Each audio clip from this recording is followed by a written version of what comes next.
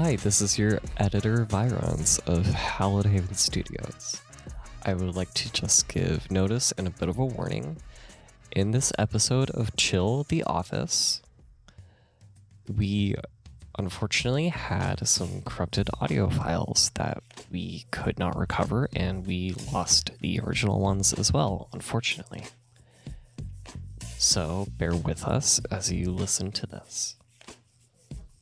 Hello everyone, it's me, Gary, and tonight I will be playing Alfred Johnson, the medical examiner.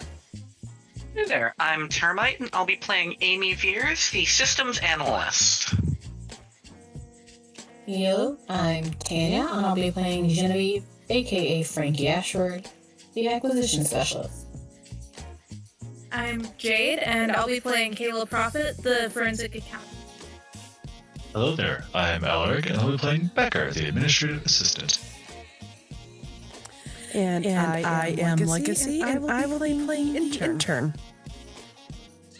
And I'm Scott. I'm the chill master for the evening. They say the foundations of any structure is the most important part, whether it be a physical building or an organization. If the structure has a solid, enriched foundation, the structure will stand against all the misfortunes it may befall. This is why architects and contractors build on rock foundations, and why organizations need a solid mission plan when they're created. Ostensibly, SAVE is built on a foundation of good, on the knightly pretenses of honor and protecting humanity. Each regional office, when approved by the head office of SAVE, was built on these same principles. But as our envoys of this office have discovered, there's something rotten on the fourth and final floor of this building, and the foundations upon which the office is built, whether physical or organizational, are not that solid. So we join our envoys Alfred, Amy, Frankie, and Kayla as they get to the rock bottom of this strangeness and determine once and for all what is going on here in the SAVE office. It is still April 28th. It is still Flannel Friday, and it's only 2 p.m. So, where we last left all of you, you had just discovered that there's a fourth floor somewhere in this structure, and that happens to be the office of Whorfin, the big boss. And Alfred was kind of missing in action, and you were all getting ready to figure out how to find this fourth floor. Is that right? Yeah. I believe so. I'm gonna let everyone reduce their traumas and injuries by one simply by the passage of time. So if you have any, you'll reduce that number and you'll gain back some like current willpower and things like that. Are we essentially getting a recovery period? Yes. Sick. Nice. So, Alfred, they were looking for you for a moment. You were, for a while, going through the records, but when they went back to the records room, you weren't there. You were indisposed and have kind of figured out that something is going on. Do we want to start with you and what you're up to in the office and joining them somewhere? They're on the second floor, by the way, the secret hall, because they went to the mailroom. Alright, then assuming as I sort of stay behind the records room, I looked around, made sure I was alone or that they had fully moved off before kind of heading to the men's bathroom for some privacy to kind of lock myself in a stall and sit down and just... Alright, you and I are gonna have a conversation, whatever's in my head, because I don't know what the fuck you are, and I'm gonna that out if we're going to have a mutually beneficial relationship here.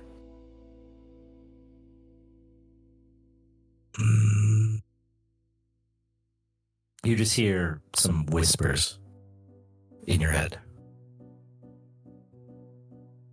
Not very helpful.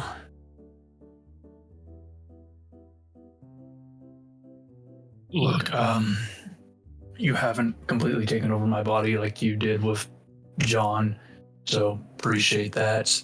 Leads me to believe that maybe you're a little bit different than whatever's in his head or body or whatever. But I still need to know, what do you want? What are your goals for being here on this plane, universe, dimension, whatever the fuck you want to call it. That's an interesting question. You get no response aside from just the faint whispers you're hearing in your head. It just kind of sounds like white noise. But you get the feeling that whatever is inside of you is thinking about a response. Take your time, I guess.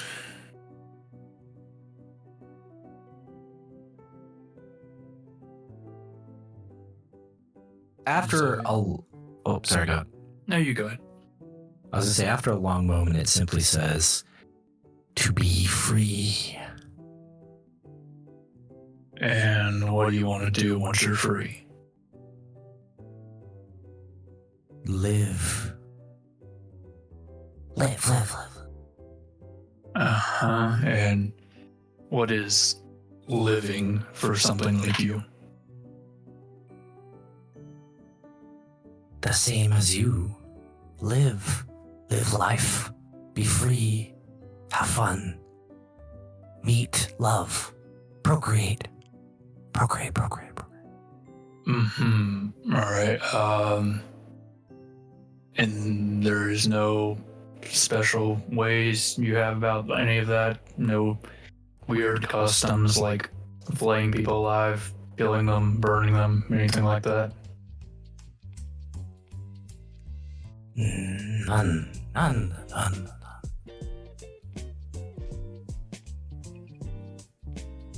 gonna choose to believe that until proven otherwise, but keep in mind you are on a very tight rope here, so don't do anything that leads me to believe that you're something fucked up, because jury's still out on that.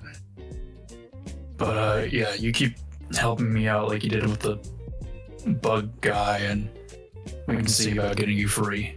And I'm gonna go to stand up, hear my stomach start churning. I'm gonna sit back down and do some business in the bathroom. Oh, that's not a good idea.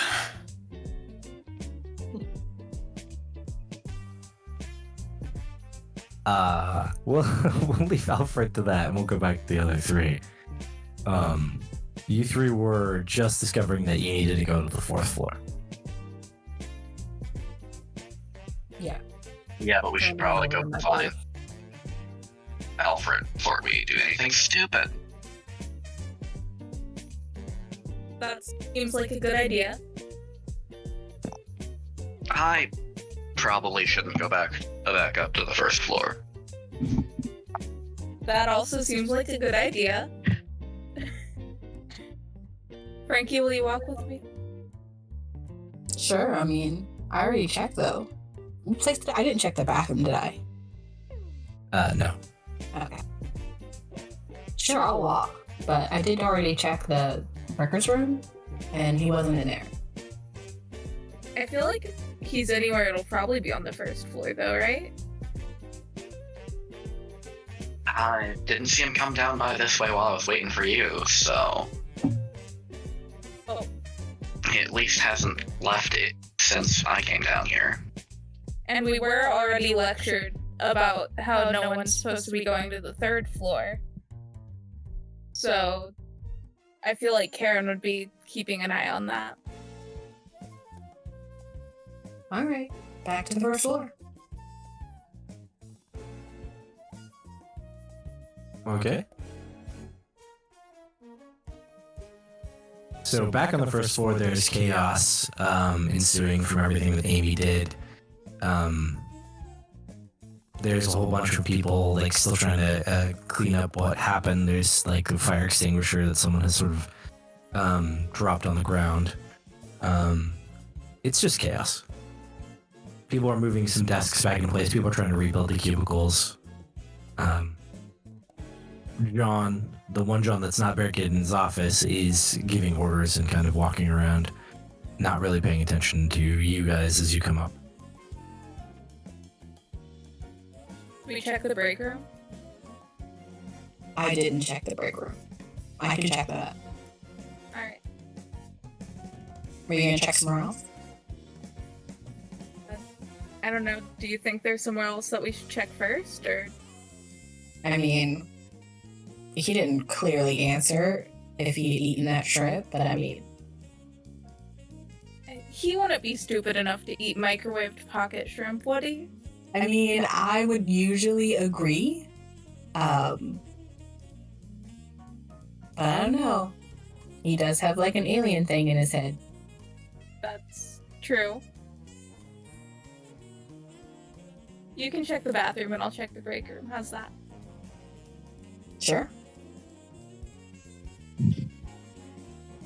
Okay. Well, Frankie, you go to the men's restroom, as presumably that would be the restroom we use and not the women's restroom.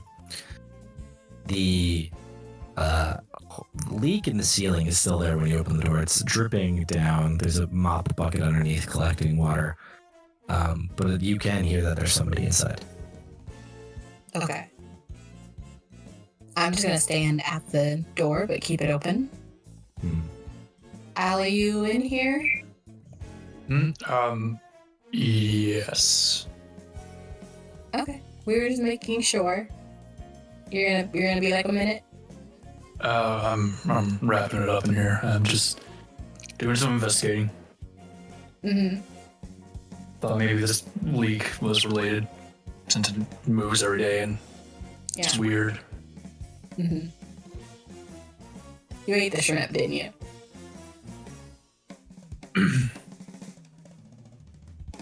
No comment. Okay. She'll let the door close. Okay. Meanwhile, Kayla, you head into the break room. There's some stuff in the way, but people have moved it to try to get in there. And as soon as you kind of step into the break room, you're immediately assaulted with these little pinpricks of pain.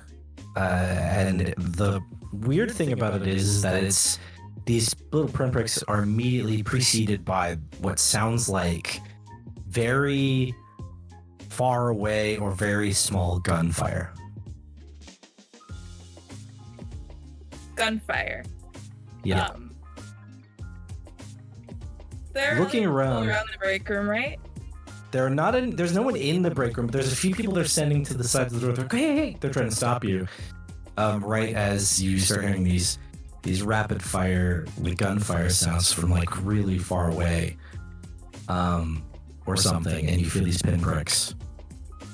The floor of the break room has been changed. There's a lot of little structures on it, and what appears to be a full-on military base model on the ground with like these miniature Humvees and miniature structures.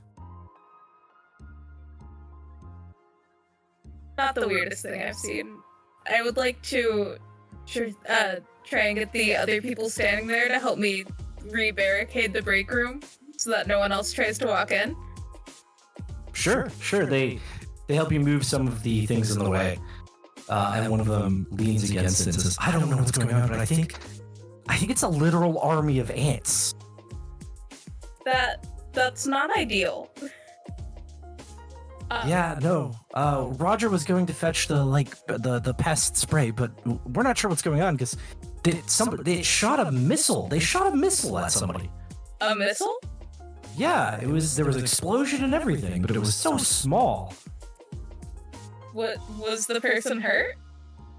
Yeah, they took some shrapnel damage, minuscule amounts, but there was shrapnel damage. I see. So, did these ants, gain sentience? We're not entirely sure here, but it does seem like they're rapidly progressing in their technology. When we first walked in, it looked like kind of a Roman legion, and now they've turned into a full-on military force with, missiles, and somebody said they saw a helicopter or something? Interesting. Maybe we should offer them something? Does anyone have sugar or something at their desk? See if that makes them stop. I don't know. I think wasn't Melvin, wasn't he diabetic or something? Didn't he have like little candy treats in his desk? So I was like, I don't remember. I know that. No, you wouldn't know. There's some random person they're mentioning. But you do know that potentially you have a friend who likes to steal things from people's desks. I do know that, yes. Yeah. I would like to go check Frankie's desk. Okay. What is in Frankie's desk? Is there any kind of sugar or anything? Well, actually, let's just talk about what's in Frankie's desk as Kayla starts rummaging through it. Oh, odds and ends, pens, pencils, paper clips, Post-its mostly. There's definitely some candy that may or may not be marked Melvin's. And everything is kind of categorized based on who I took it from. I just recently started doing that. Alfred's driver's license. Than I thought. And definitely a bunch of stuff from Kayla's desk that she probably doesn't know I took.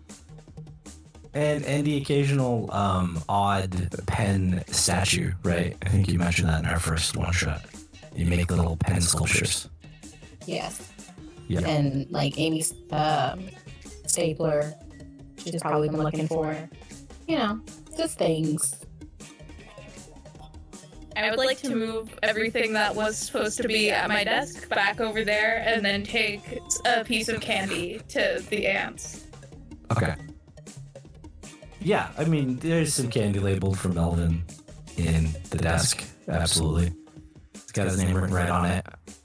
But, it's in her desk. So you bring a piece of candy over to the break room. Yes. This is about the time that Frankie would finish up with her conversation with Alfred, so she can see that you're walking back from her desk, essentially, if she wants to get involved in whatever the hell you're doing. Did I see her at my desk, or I just see her walking away from it? You would have seen her probably at the tail end when she finished at your desk and was walking back to the break room. Okay. She'll go to meet her wherever she's headed. I'm assuming she's headed to the break room, so I'll just kind of meet her there at the entrance. And I'll kind of look at what's in her hand. What do you got there? A piece of candy I'm going to try and give to these possibly sentient ants. I'm sorry, sentient what? Ants. Like little bugs. Yeah, no, they are apparently waging war on the break room. Interesting. Okay. Well, did you take anything else? No. Just the candy. I want to see if she's lying.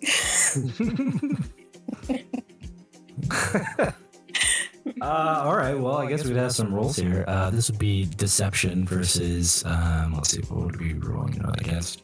That in that interview? No. Perception, I guess. Yeah. So it would be perception versus her deception, and that would be under communication if you don't have a specialty in it, Kayla. Which I don't think you do. Which one's which?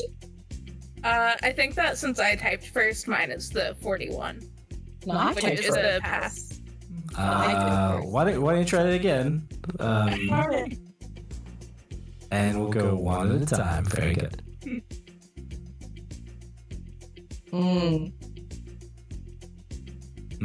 Is unfortunately barely a failure. Also barely a failure. I mean, yeah. So, you can't really tell if she's lying, and she's doing a bad job of, hiding if she is. So, yeah. Okay. I think Frankie just kind of stares at you for a moment, but doesn't say anything. I would like to start moving the barricade just slightly and kind of slide the piece of candy towards the ants. Okay. You slide it in, and the ants you see a contingent of ants break off from the main group, and they move cautiously toward the piece of candy you slowed up. They are wearing body armor and helmets. They move toward it, and then 5 of them kind of grab onto the candy wrapper and start sliding it back toward the base of the operations here, where there's the structures and things. A couple more sort of step around it, and it looks like they're sort of studying it, poking at it. And then eventually one sort of moves forward, and you think you can faintly hear something, but you can't understand if it's a language or something, but it's standing there halfway between the candy and you. Please stop shooting at anyone that walks towards the break room. There's this long pause, and then there's something that comes back. Just still don't understand it. Alright. I'm gonna leave this to you guys. I'm gonna say that to the people standing by the break room door. So tell me if they stop shooting at people, and I am going to go back to work. Sure. Should we assume that this is like contact with some kind of third world country or alien race or something to try to establish contact and communication, things like that? That's what I would probably take it as, but I mean, you can do what you want. I'm not sure. I think Becker has the book on protocols for these sort of things. Maybe we should talk to him about it. We'll figure it out. Alright. And I would like to step kind of aside with Frankie and see what she learned. I found out. He's in the bathroom. Oh, okay. Did you tell him we're gonna go to the 4th floor? Nope. He was indisposed. He definitely ate that shrimp. How? He's a medical examiner. I don't know. You know, we're just not gonna question it anymore. Mm-hmm.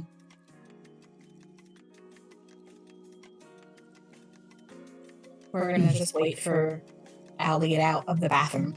There's a flush, few moments, and then I do indeed leave the bathroom using a paper towel to dab my forehead. Alright. Yeah, so what did I miss? Medical examiner Alfred. Why did you eat microwaved pocket shrimp? I don't know what you're talking about.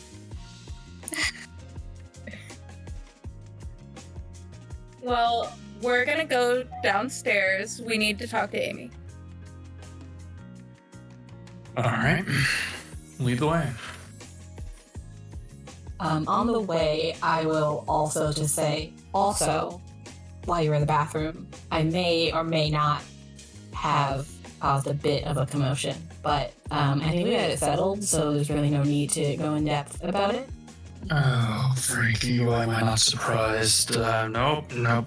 Lay it on me. I may have pointed my shotgun at one of the Johns and then threatened to shoot their kneecaps out. Didn't I explicitly tell you not to do anything stupid with that? I don't recall that specific wording. I remember getting trained, something about safety. It's been a really long day, so I can't remember everything. But I didn't shoot his kneecaps out, so. You're welcome. Agree. As a team, we're not going to shoot any more Johns, okay? I can't agree to that. Me neither. In most cases, I'm fully against harming innocent, regular people, but in the first case, he was clearly messed up, and what were we going to do? File a complaint? The complaint just goes to him. Didn't Karen say something about protocol? She's pretty mad that we, shot the one John, and then I was going to shoot the other John. when the unknown are the ones controlling the protocol and chain of command, I'm pretty sure all the rules just kind of go out the window right now. And that's what I told Karen. I was like, you're the boss, you're in charge, you're the leader, and what you say goes. She was not happy with that response, but I think that was what I was supposed to say. You said Karen is the boss and a leader? No, you are. I never said that about myself at any point ever, and I will not do that. We're a team. We work together. I'm not spearheading anything here. But you kind of do act like the leader. Just because I'm decisive doesn't mean I'm a leader. I think that's exactly what that means. Let's just keep walking.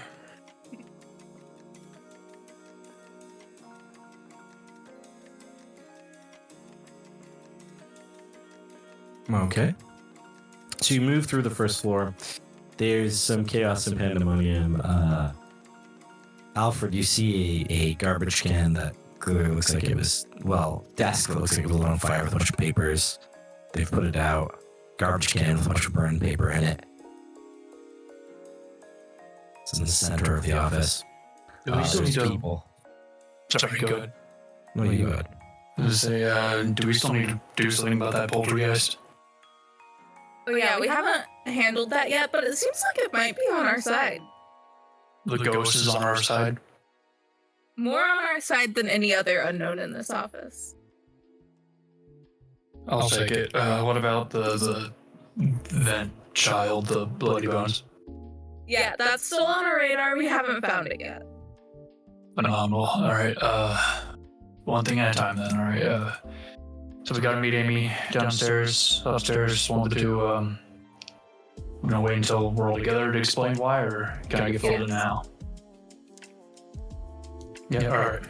In that case, let's get a move on before we get sucked up into some other nonsense.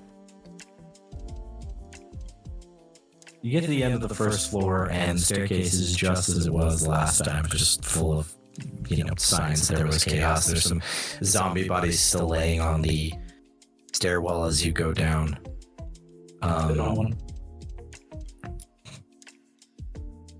And then you eventually reach the second floor, where you find you come out and you find that the training room is empty. There's no one in it. The screen has been pulled down on the acquisitions room area. The guard screen that protects people from trying to get in when there's no one there to watch it. And then you reach the part where you can't seem to remember where to go from here. Fortunately, Amy is standing there. Yeah. Okay, As soon as I see you, I'm gonna just point to Alfred. He ate the shrimp. I never admitted to that.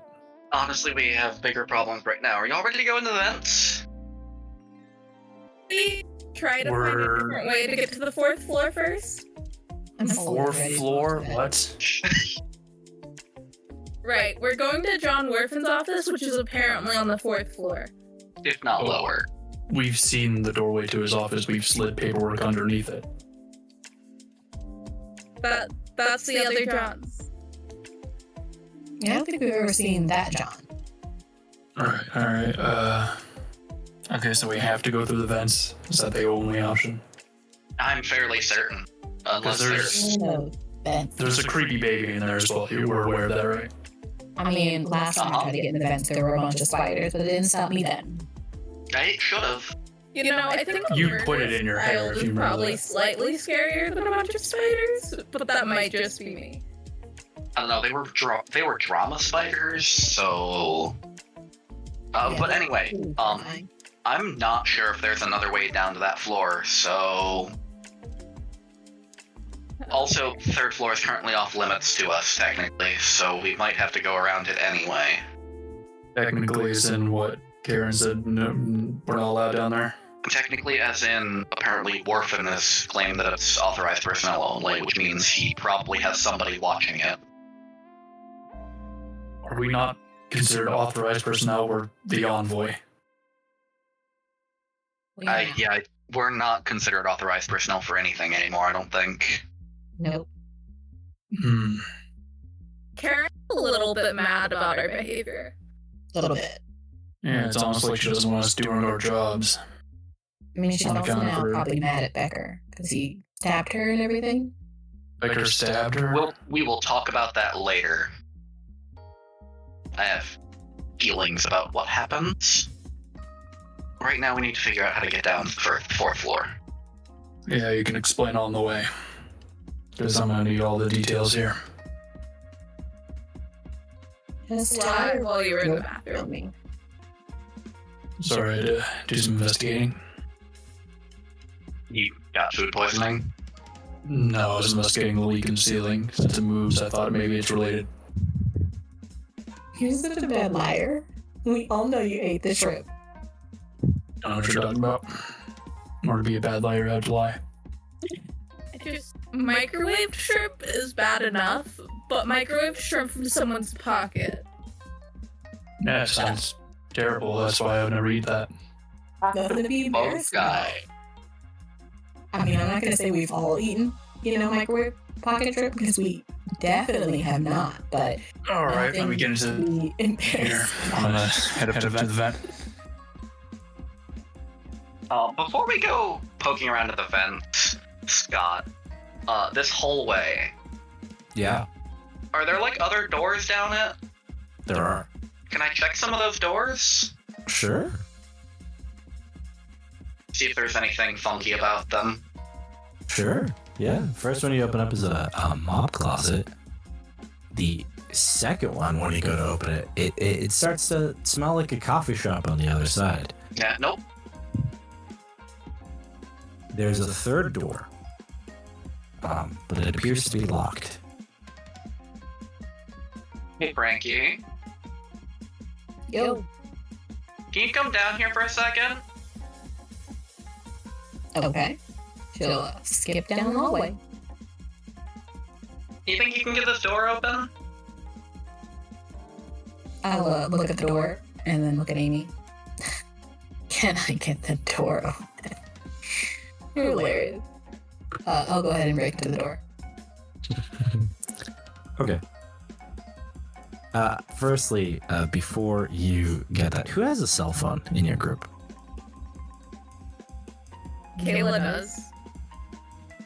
Do we have them while we're in the office, though? That's the question. I definitely don't have any. I have a flip phone.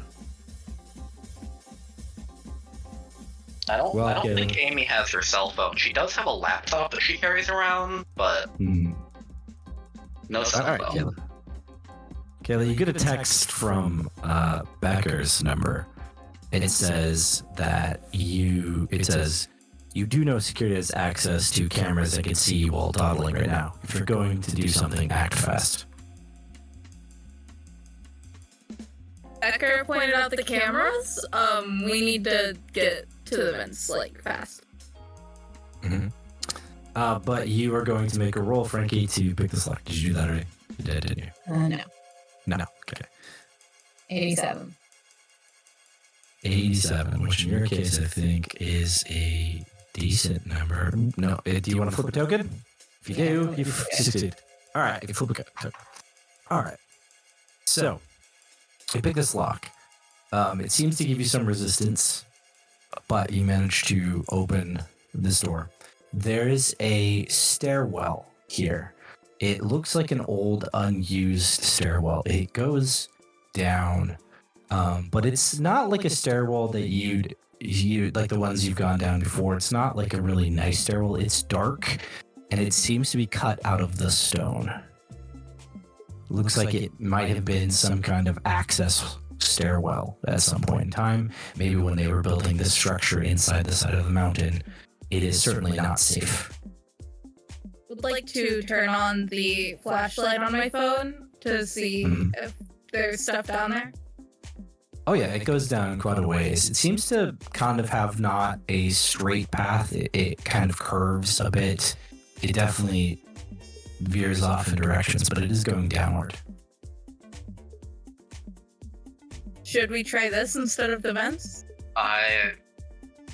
It almost certainly can't be less dangerous than Murder Baby. I mean, doesn't look that hard. Just have to be careful. It wasn't where you realized what that word meant. Of course. I'm very stealthy. Alfred, as leader, what do you think we should do? I'm not Second that. accepting that position. Alright, let's just go down the stairs. Alright, I'll go first since I have the weapon. I also have a weapon. I'll go first. You Does Frankie have her gun? I do. Does Becker still have it? No, I took it No, back. Frankie got her gun. Mhm. But that gun has also caused us more problems than it's solved. Wait, Frankie, you got the shotgun back? Yes. Is it loaded? Yes. Let me see. No, you just take it. I'm not stupid. It's not loaded. I'm lightest on my feet. I won't tumble down the stairs. And I have a gun. That you don't know how to use. And you don't want to be leader. I can take the front and not be the leader. I'll go first. Not happening. Yeah, Just I'm gonna somebody go down the fucking I'm stairs. going. I want to push him out of the way to go first. Oh, okay. Well then, if you're trying to push him out of the way, we're gonna see if you can actually pull it off. We're gonna have you make a close quarters combat roll. And Alfred, you can respond likewise because you haven't taken any actions in this quote-unquote fight. You can roll your mixed martial arts in response. That's a fail for me as well. Okay, so you both kind of paw at each other, both trying to shove. Don't push each other down the stairs. Kayla, you've got a light. You should probably lead. Yep. Alright, I'm walking in front. All right. Kayla starts down the steps. The steps are slippery, and there's definitely some moisture here, but they're solid. So if you walk carefully, you don't slide down them or anything. But they're fairly narrow steps, and they are angled pretty steeply. They start to move around the rocks, and you have rocks just on the side of you. This is like a cavern. When they turn, it enters kind of a tunnel, and it keeps going down. It just keeps meandering right and left. But they keep going down for a long ways. I assume the others are following. Mm-hmm. Yeah. The only things that, Wear heels. the only things that you can hear are the clacks of her shoes, particularly of Kayla's heels against these stones. When you get around one of the turns, you see a torch in the wall. It looks like it hasn't been lit in a long time, but it is there. But the stairwell continues down until eventually it gets to a chamber where you can see the structure of your office built into the wall and a more narrow, yet even narrower staircase, which you thought was impossible because that was a fairly narrow staircase that continues to go down. It looks like the wall is somewhere behind something that would be on the third floor, maybe the containment areas or whatnot. I'm not sure.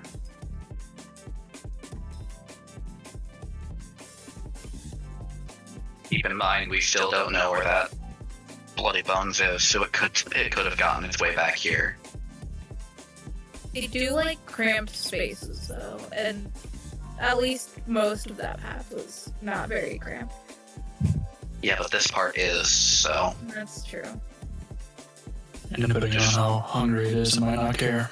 Keep an eye out. Yep. You gonna continue going forward? Yep. Okay.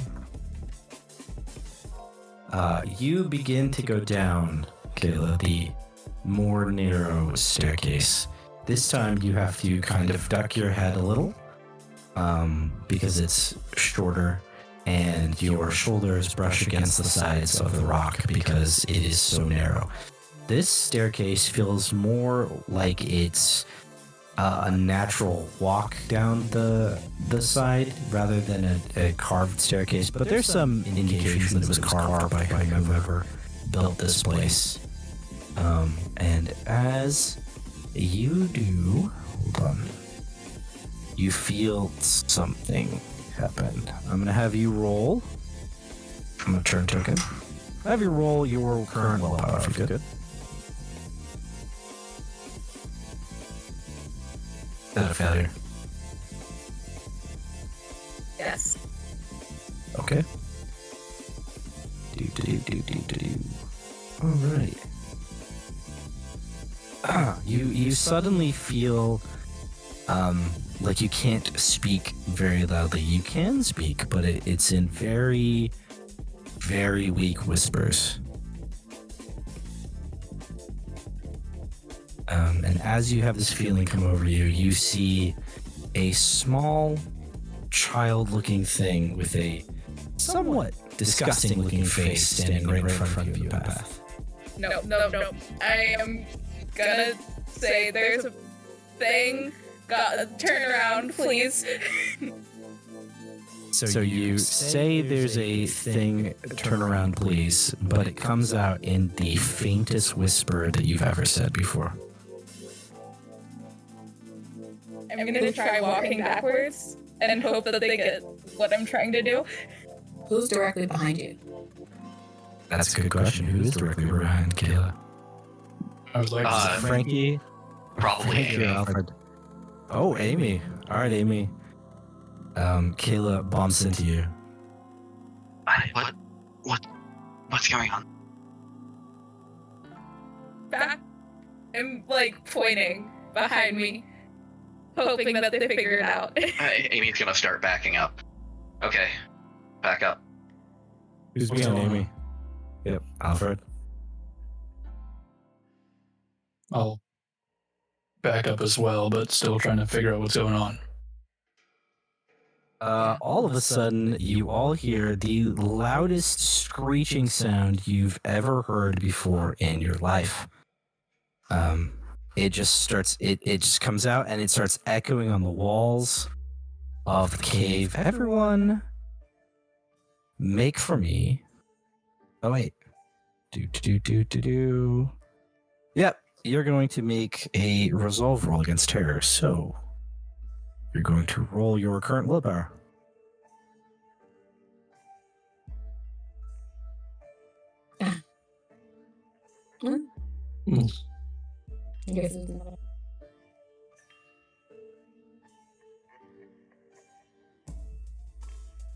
Okay, what do we have here? Did everyone get a success except Alfred? I think so, but I think Kayla got a high success. I did get high. Did. Okay, sorry, I lost my page because I lost my bookmark. Gotta check one thing. So you're all are gonna take some trauma, but I think it's mostly not very big for most of you. Hate when I lose my bookmark. Hold on one second. Sorry, everybody. I literally lost my bookmark as I turned the page.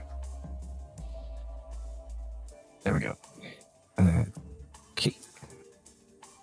Okay, so, I guess it is minor trauma for Frankie and for Amy. Just the distressed level for Kayla, so just -5 willpower. And then for Alfred, you suffer a serious trauma from this sound. This shriek that's just blood curdling.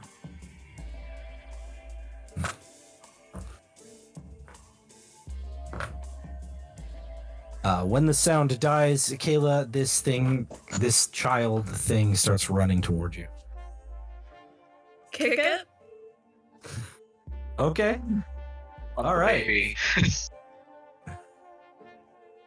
Oh no! I set the book down on top of my tokens. There we go. For close quarters combat, that's a failure. For close quarters combat, that's a failure. But I don't know. This kind of seems like Kempo, but it's still a failure, isn't it? Yeah. All right. So you go to kick the baby. This child thing that's rushing towards you, and you miss. It is going to try to grab you, so I'll make a roll.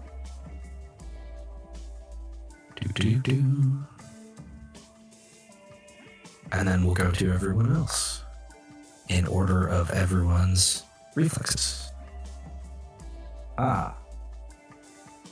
Yes, it successfully grabs you, Kayla. And it's going to hold you and do something else on its turn. But in order of reflex, we have we have Amy right behind you. Amy's reflex is 55. 55. Alfred's is 65. And Frank's 60. Okay, so Alfred, you're actually going to be the next one to act.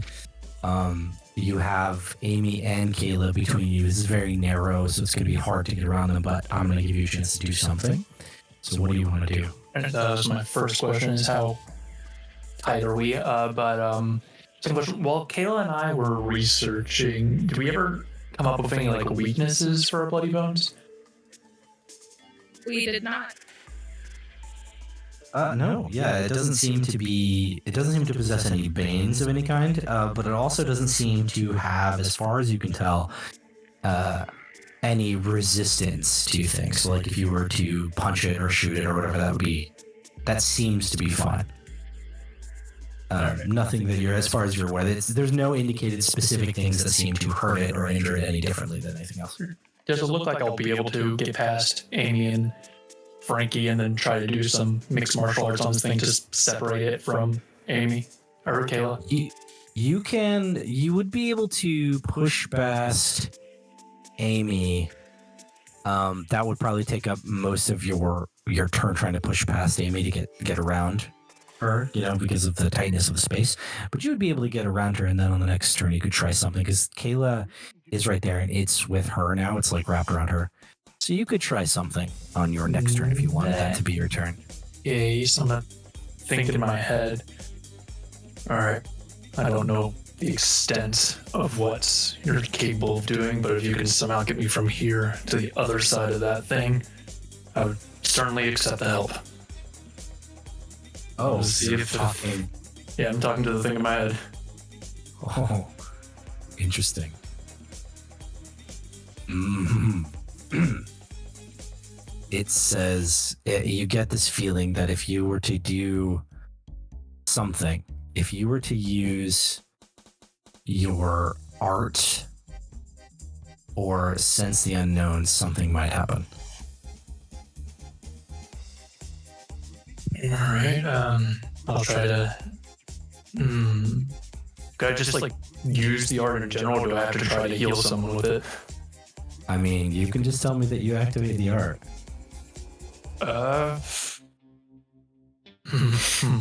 I'll just activate the art then. Okay. Cool beans. You start to feel yourself as you sort of channel the energy. You sort of feel yourself getting discorporated, as it were. And we'll come back to you in a second. Okay. So then it goes, would be Frankie next, if I remember. Yes, Frankie. You're in the back. Al is standing in front of you, and he's starting to get a little translucent. Can I reach out my hand to see if he's actually like fading? So like I can put my hand through him? You can reach out, and you can touch him when you do. But it's like trying to touch sand.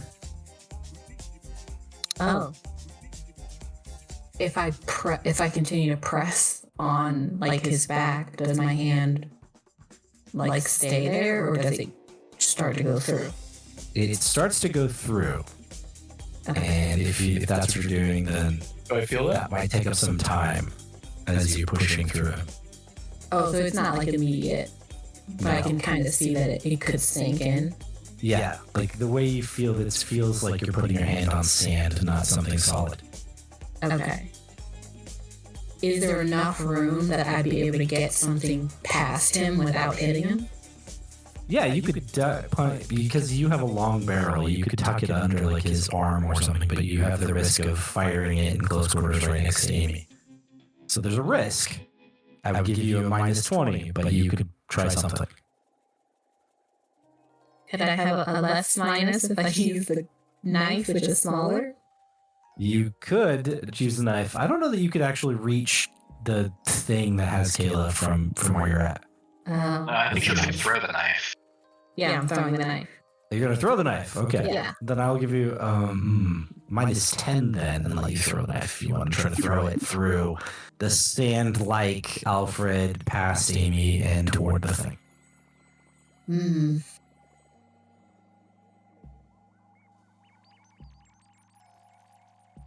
If I were to... I think I'm going to have to do that, because I don't want to shoot anybody with a shotgun. So Sounds good. I will Also- do that. I was gonna say also we're in a very narrow cavern, which isn't great. I will try to maneuver myself as far onto the wall as possible to give myself as much leeway, and I'll also try to yell out to Amy to maybe duck. Okay. All right. Oh, 22. Oh shit. Nice. Okay, so that is a colossal success. Right. So, your knife flies through Al, just kind of passes through him. Flies right. Yes, Al, I'm you gonna look notice down as this it goes thing through my chest. passes through you.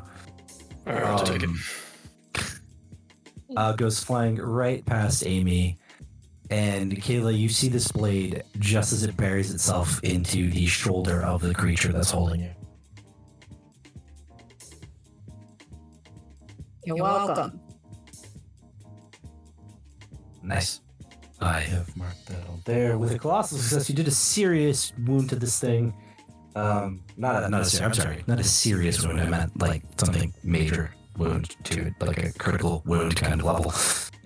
Because serious wound is actually a tiny level wound. You did something tremendous to it as you hit it with this blade. It reels back and screams. Amy, it is your turn. Fuck.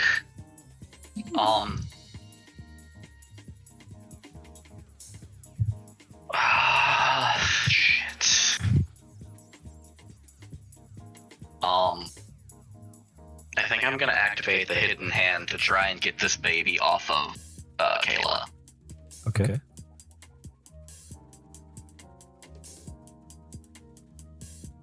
Oh. Okay. Wow. Pretty sure fumbling on this is real bad. Yeah. Two. Sick. I will immediately lose 20 willpower and turn another token dark. Yeah. Cool. All right. So the 100 that you rolled there, you try to reach out and you can't seem to activate the hand. There's too much chaos going on. Too much evil in the space. Kayla, Al is starting to appear in front of you. There's like a translucent ghostly figure of Alfred sort of starting to appear in front of you. But you have a creature on you who has a knife very against neck. It's screaming, but it's not the same level of scream as a moment ago. This is a pain scream, not something else. But it very clearly has incredibly sharp razor teeth in its mouth. I would like to try and grab the knife out of its shoulder and put it into its throat. Okay. Well then. So this would be a close quarters combat roll, actually. Let's see if we can pull that off. I can. That's a high success. Yes, you can. That is a high success. The creature is not going to try to resist because it wants to do a thing, so you pull it out and you shove it in, doing some more damage to it. You shut off its ability to scream. You have some control over its head. It releases its grip from you, and it's going to claw at you. With everything it has, it was going to bite you, but you have control over its head now, thanks to, Frankie's knife that you're holding.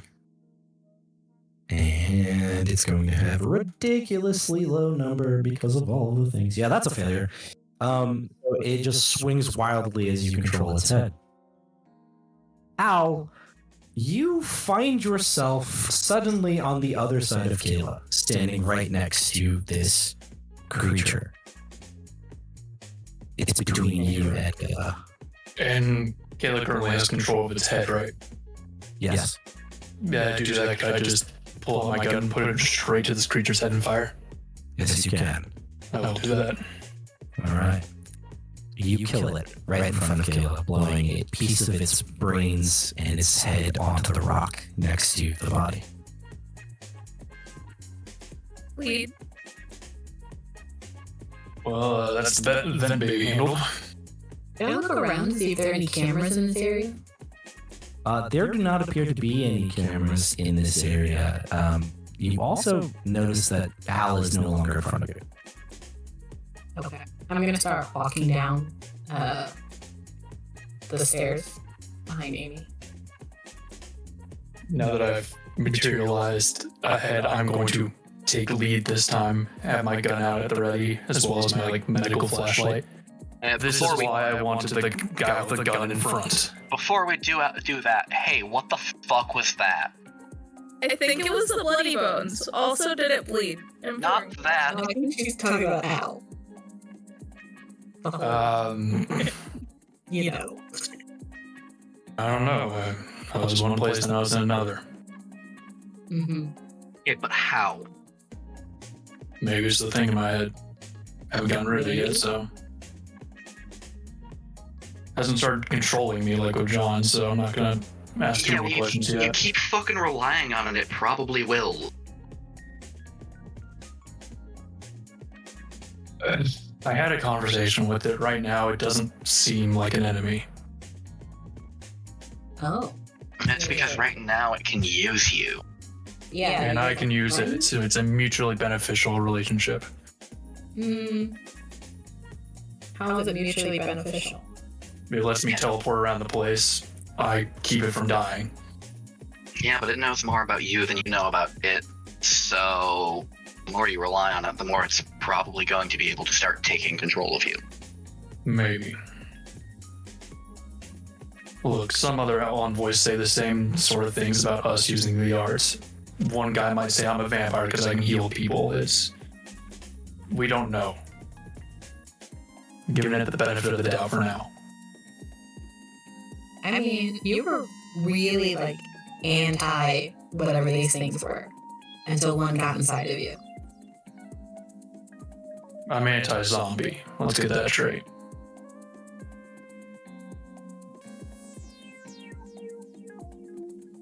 Second of all, look, I know how it sounds. I'm just saying, as of right now, this thing is being far less creepy and weird than whatever's in John, whatever Karen is, whatever half the shit we dealt with so far is. If it ends up being something bad, by all means, I'm all for getting rid of it, sending it to the Shadow Realm or wherever the fuck it came from.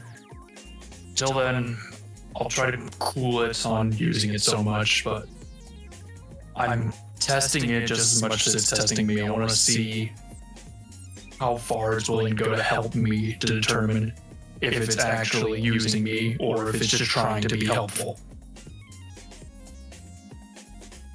Okay. But what if it's like, you guys are like bonding every time you call on it? Yeah, And it's when you a send it away- parasite. Yeah, when you send it away, you have to go too.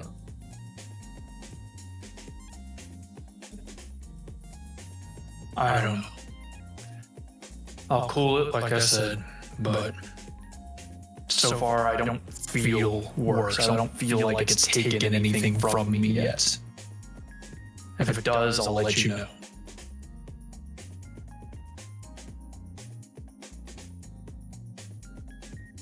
Deal? Yeah, I think that's as good as we're gonna get. Because I can't exactly just tell it to take a hike. It's in for the ride. Probably get moving. Yeah. I will start marching ahead. Okay. Going down the stairs, you encounter no other things. You have this sort of sense of moisture on your face, heat, cold, just various different senses that come through. The sounds of your shoes echo on the stairs. And at the bottom of the staircase, it seems to kind of come around and end at a black door. Like there's a door made here for this. Does it look like there's like a handle or way to open it, or is it just... Mm-hmm. Yeah, just looks like a normal door, but it's black. Amy, you want to try to use your hand to open this just in case it's trapped or something? The last time I tried to use it, didn't work so great. If you want to take a breather, that's fine. It's probably not. I can check. Be careful. Always. Mm-hmm. I'll step aside to let Frankie up. There are a lot of slides there. A lot of eye rolling happened. Mm-hmm. I'll go ahead and pick the lock. Oh, you're gonna pick the lock? Oh, yeah. Did we even see if it was locked? Nope. That's what I was wondering. Nope, she did not. Just try using the handle first. Perception roll would be what you want to do to see if there's any kind of weird booby traps or anything on it.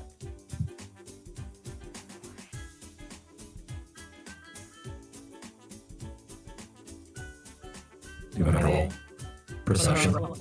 Rolling. You're rolling, but you're looking at your perception. 15? Hey, alright. Yeah, as far as you can tell, there's no booby traps on this door. It's just a normal door. Alright, I'll try it. Okay. It is unlocked. Oh, that's boring.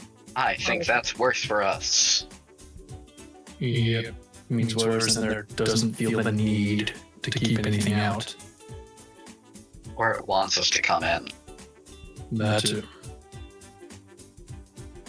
I will open the door unless anyone says otherwise. Opening the door, you find a floor in front of you that is made of bright white tiles and bright shiny black tiles. They're checkered patterns that lead straight ahead of you. On the sides, there are what appear to be incredibly thick stage curtains. They're red, hanging from the ceiling. There's a path that seems to lead forward directly to an elevator bay that looks just like the elevators that go up to your floors and down to the other floors. The same elevators you've ridden dozens of times before to and from work, or to and from the floors at work. The interior elevators. But there are these curtains and they block off this floor. You get the distinct feeling that this floor is exactly the same size as the second floor, the third floor, and your floor, the first floor where your office is, but partitioned off by these curtains. Frankie will walk in. I'll bring up the rear. As in, walk right behind Frankie. There's 2 other people behind you. Yeah, I meant like Frankie's rear. I'll watch her back. Gotcha. You step in. It's brightly lit from somewhere, ambient lighting or something. There's not really fluorescent bulbs in the ceiling or anything, but there's light here.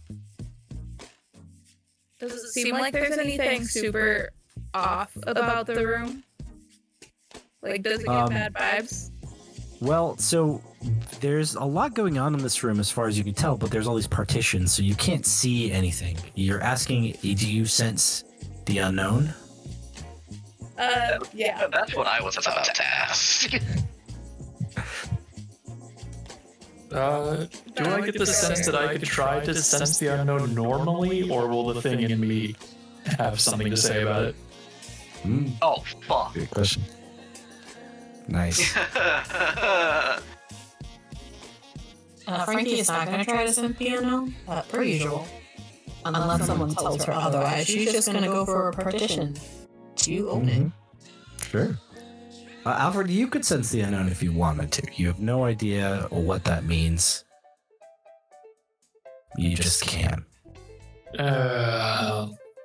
Avoid upside. it. I get lots of information about this thing.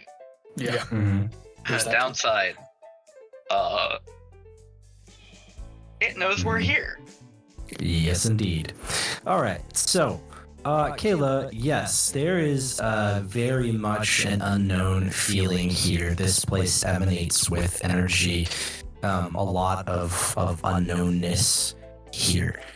There's also one unknown very clearly down the way beyond several partitions of these curtains. Amy, you get that same information. Only you also know that this is the sort of source and emanating power of some of the strange things that you've had to investigate your entire time you've worked for Save. Something about this place seems to hold all kinds of evil way energy, as it were, as if this was a sort of place where it was channeled to. There is an unknown that is right ahead. It appears to be some kind of thing that is in charge, but also something similar to what you feel coming off of Alfred, who is right in front of you, that also seems to trigger as a creature of the unknown. And it knows, you know that it knows you're here. I also know that the thing in Alfred's head knows that I know it's there. Yes. Amy, this might be the only time I advocate for arson. We're well past the point of arson. Also, watch your ass. Yep. It knows we're here. Great.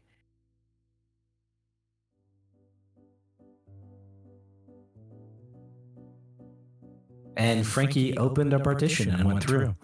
On the other side, you just see a sort of rectangular room space with some chairs in it.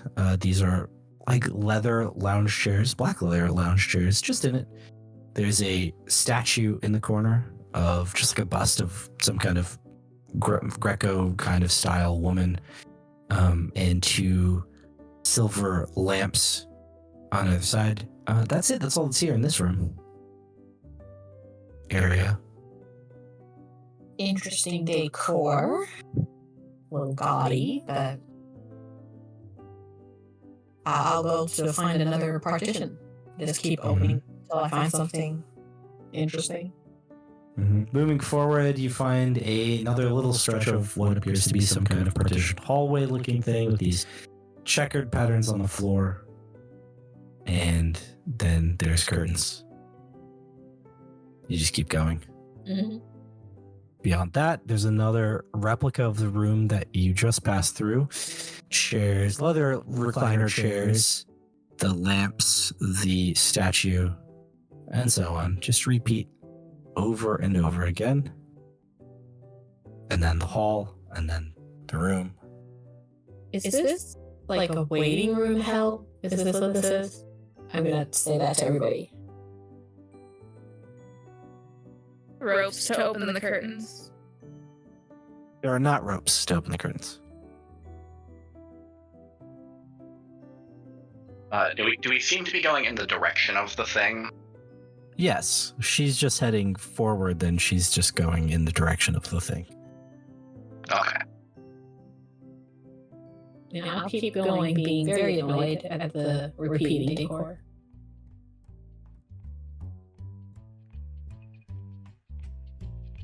Did anyone else hear that barking? I'm just checking. My dog suddenly started barking. Okay, good. My dog just started barking, so I wasn't sure if anyone could hear it on the microphone. All right, continuing on. You continue to move forward through. I was going to apologize, but I don't need to.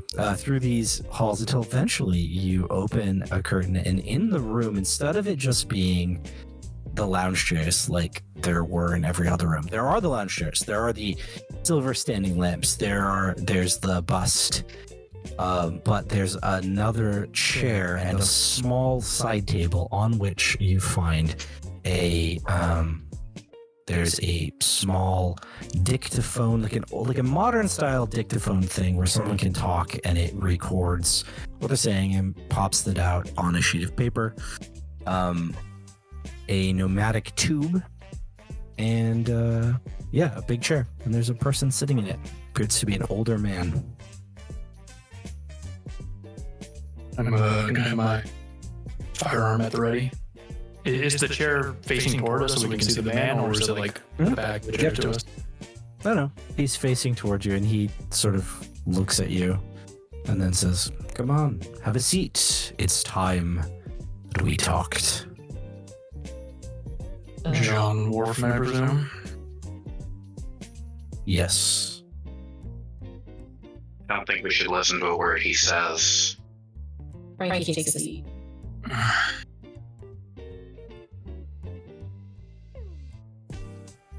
Hear him out. I agree that we should not listen, but let him babble on and explain some things. Or go always use more information. I won't take a seat, but I will stand next to one. Okay. I will do the same. Yep.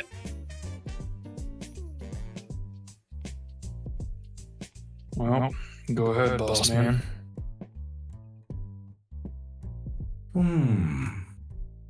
Before we begin, would any of you like any coffee? I promise it is not contaminated or from the demon shop. So you're confirming that it is contaminated? No, I just understand that you were worried that there might be contaminated coffee. I'm gonna pass. I'm fine, thank you. Yeah, good. Tea, water. Okay. You know, I'll take some water. Okay. Thank you. And Ice, tea. if you would. He reaches to the dictaphone.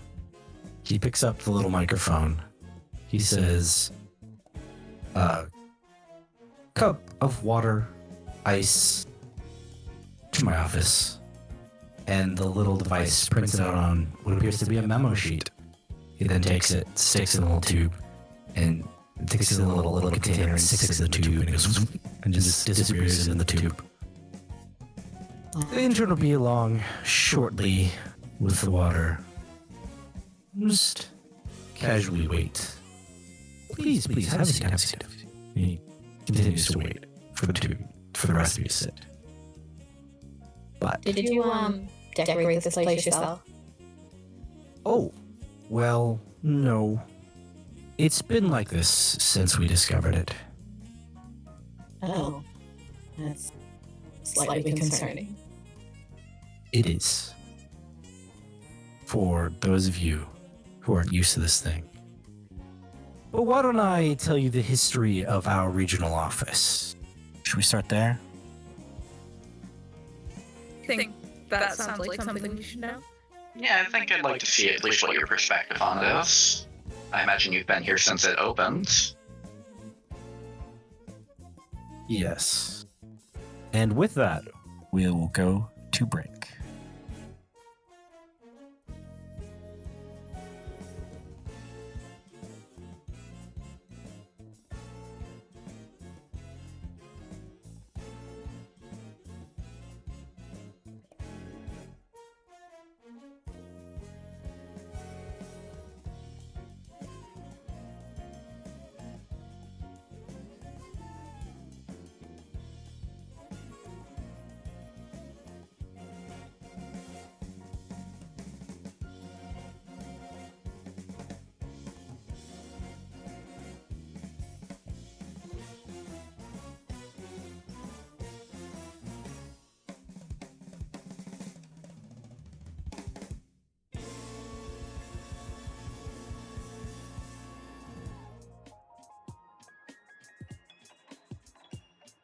So you're all sitting in the office of John Whorfin. Seems to be the corner of this 4th floor here in the office space. He's waiting for you all to sit down, but some of you have sat down. And he begins to tell you the history of this regional save office. It was created in the 50s initially, and when prior to its foundation at this location, it had existed in Denver, but there was a government operation to dig out through the mountains in Colorado to build various safe bunkers, some of which you know the NORAD headquarters is not too far from you, other such locations. But when they did, they discovered something that they were unable to explain, something strange, and it was this space. So SAVE managed to get their hands on the location, and they moved the regional office here. And that was in 1968, which also happened to be the same year that Whorfin took over the SAVE office. And that's the history that you get from him before the intern comes walking in with a glass of water.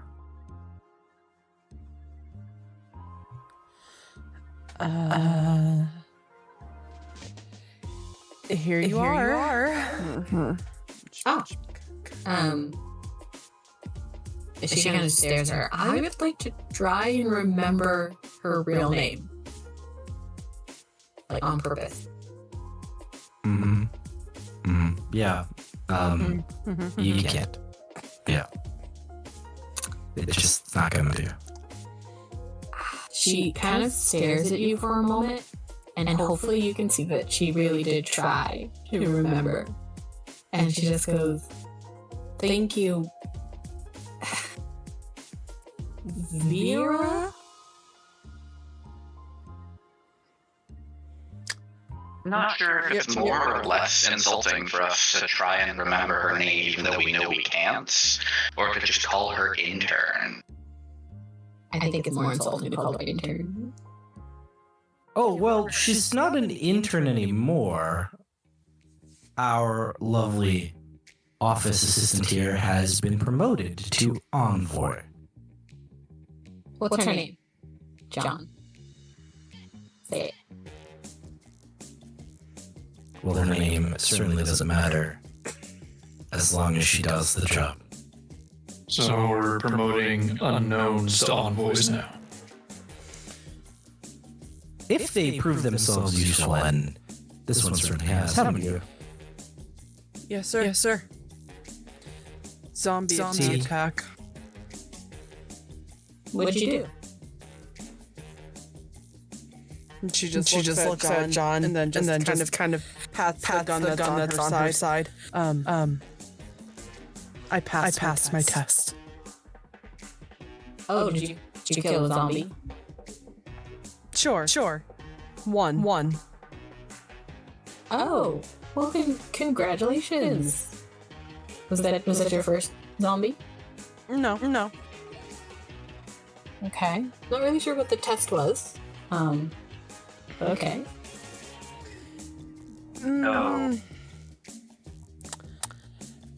Basically to see how many I could stop coming in and attacking your group. Oh, so you're like a stopgap somewhere that we couldn't see. And she just kind of like shoots her a little wink and then steps back. So how many different kinds of unknown come out of this place? Are we unknown? Not all of you. You look at Kayla. There, Alfred. He's talking about me, Frankie. Huh. Well, we already know that. Yeah. It's boring. Did you want to be unknown? And you become unknown? Well, There are happened to ways. Alfred. you don't want to become unknown, Frankie. I mean, hold on. Let's hear him out. Let's not. Let's not. I think... So the reason the office was moved here was because of this place. Mm-hmm. Is the office stopgap? Is that why the office is here?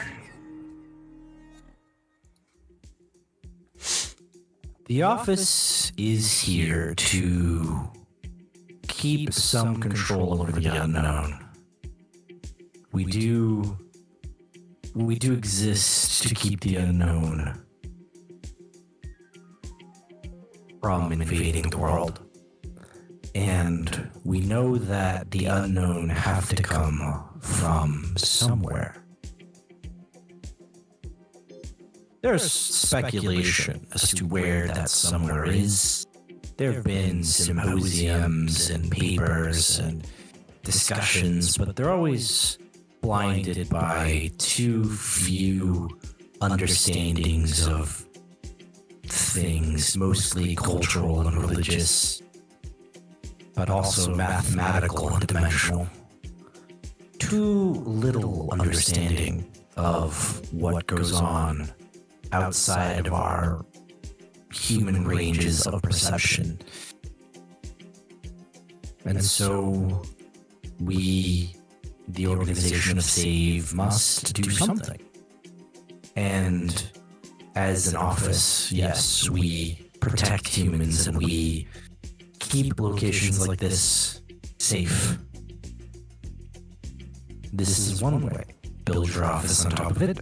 If things seem to appear, then you manage them or take care of them.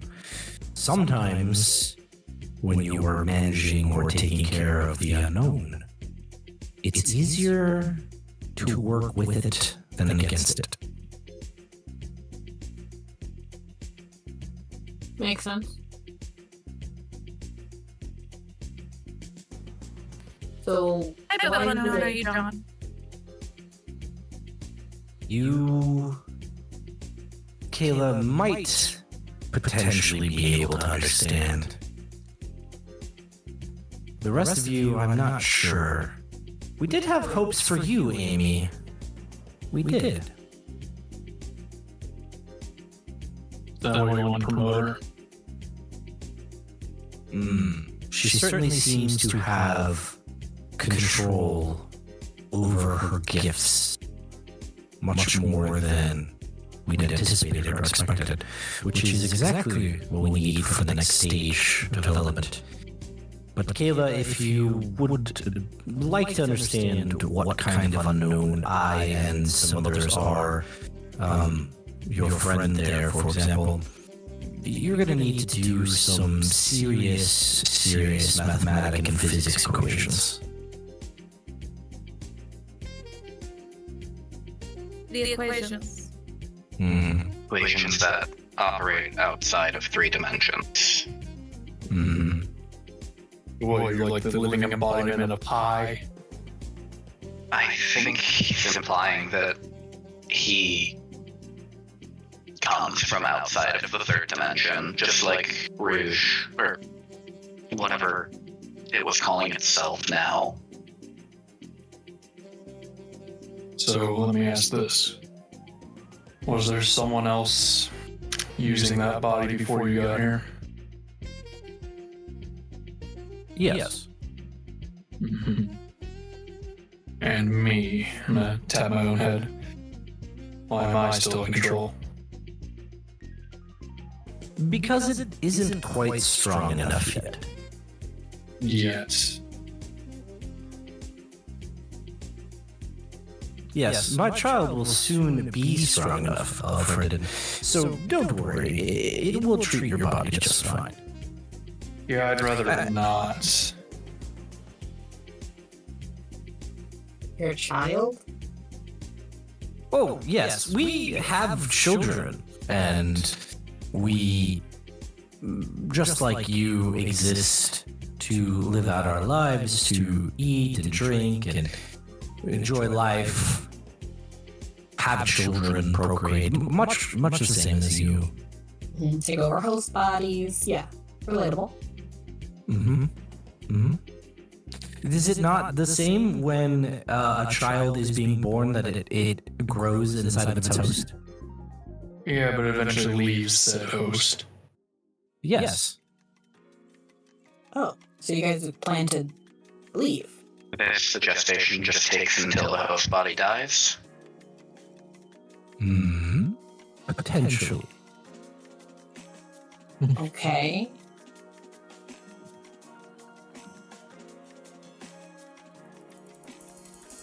Depends on the host, I assume.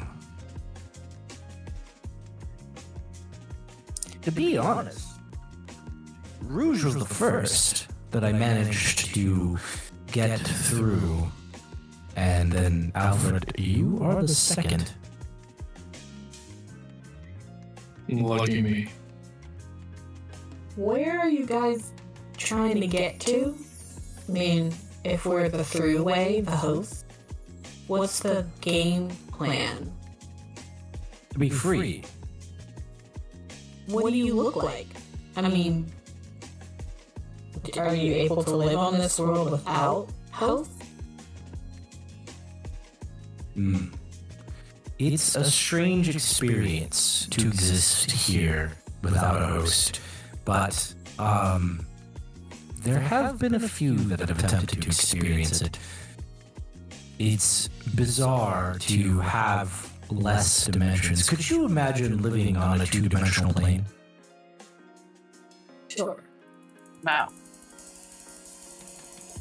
Exactly. It's hard to explain to you what it is that we don't experience. So why is it that you are choosing to come to this plane then? Simple. We're in prison. Imprisoned. In your old plane?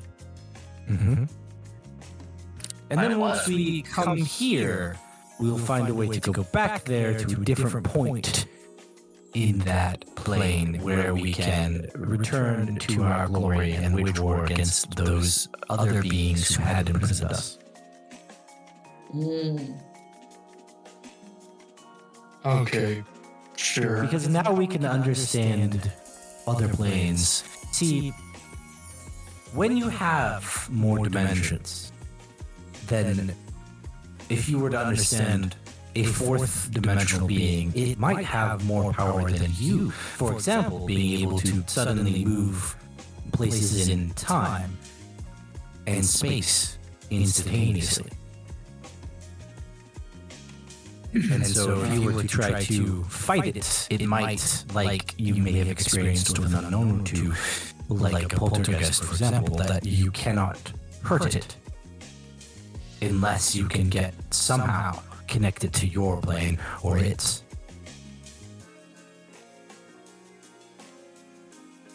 What's the point of telling us this? It's like you want us to know more about you. Well, you've made it all the way here. So you've clearly begun to understand that you are not all that exists here, and you've begun to look too deeply into the office. I mean, I think it's important we know what's going on around here. it is also kind of obvious. I don't know how deep we had to look, really. Really? Because you've all been working here for quite some time and haven't noticed before. Well, that's not necessarily true. So Maybe we just didn't care. was us finding out intentional, or did somebody slip up? I think... I'm not entirely sure. But it seems like the four of you began to pay more attention after your recent run-in with the Krampus. The goat guy? The goat guy, indeed. Oh, lovely. It was Alright, let me- It's because we know it's still out there. Yeah. Let me ask one other question here. What happens if your host dies, do you just get sucked back into your old dimension? Do you just linger here? Do you die too? How does that work? That's a good question, Alfred. I wish I knew the answer to that. I can help you find out. Well, you could try, but if you were to draw your weapon, the intern here would draw her weapon. And you would not like to see what happens when I draw my weapons. Oh, I didn't say I was going to aim at you. So this is your child in me, right? You won't want anything bad to happen to them, right? You're going to kill yourself. Thinking about it. It's an interesting predicament. I hadn't considered that, Alfred. All mutually assured destruction. Mm-hmm.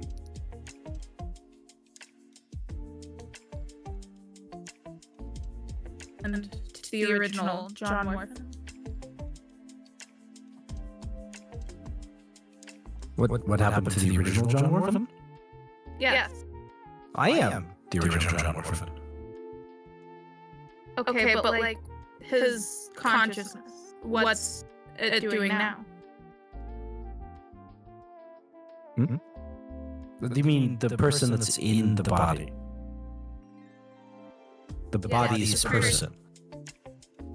The person that originally inhabited that body, yes. Oh, well, his name was not Whorfin. I think his name was James Smith or something. I am John Whorfin. You gave yourself a name, and that was the name you gave? My name is Whorfin. No. That is my name. In where I'm from, I'm called Lord Whorfin. Whorfin. Lord Whorfin. You said you were imprisoned. Why? What did you do?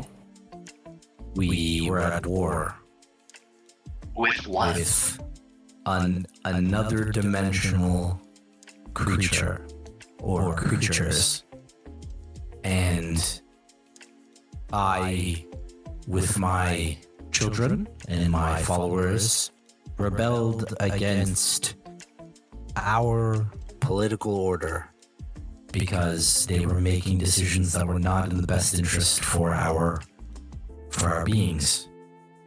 And they struck a deal with these extra-dimensional creatures, and so we, the rebels, were imprisoned.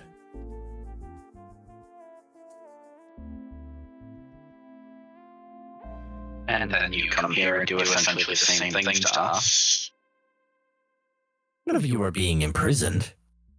What about the person that originally inhabited that body? Is he still in there? He went quiet sometime around the 70s. But he's still in there. I think he died. So, I mean, I think he went insane. yeah, even our consciousness might be there with the other being. Technically, we could still die even if our body lives. So, two interpretations here. Either one, you take over us and we have no control over our bodies anymore, therefore imprisoning us within our own minds, a very horrible, terrible fate that will lead to insanity. Or two, you take over our bodies, go about as us, take away all of our personhood, violate us, and in doing so also kill us because we are no longer within there. Does not sound like you're the good guys that you're making yourself out to be. Oh, I never said we were the good guys. No, you This is just... Let me ask you. If an ant were to build a colony in your home, how would you take care of it? drown it. Kill the fire. Kill the fire. I mean, they're ants. Exactly. Are you saying we're ants? You live on a three-dimensional plane. Rude. John. By comparison, we're less than ants to them.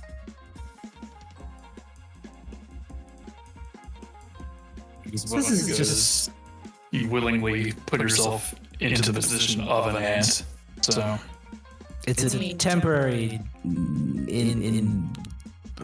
temporary location for us. It's a means to an end.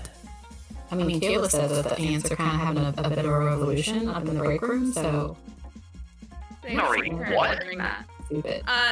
They seem to be sentient and also at war with the people in the office. I tried to give them an offering of candy. I didn't see how that turned out, though. yeah, look at that. There's a solid 80% chance that's that fucking researcher's fault. He seemed to have a thing for bugs. He did seem to really like bugs. Are the ants the ones stealing a coffee maker then? Probably. Sure, yeah, it's the ants. Yeah, I mean, no, it's most sure. definitely her, and she's gonna point to Frankie. This time it's actually not her. I can vouch for that. It wasn't her this past time. I do believe that we have a confession of some kind on tape somewhere that Karen recently got from our friend Frankie here. Yeah. I hope that doesn't... She's never hidden what she does. I really don't, folks. If this is a surprise to you, I don't know. Oh no, I find it quite interesting to watch the chaos that you create when you do these things. It's fun to watch you all running around trying to understand what to do. Many of the people in the office are quite entertaining. If we were to have a camera on them all of the time, it would be a very fun and interesting show, I believe. Not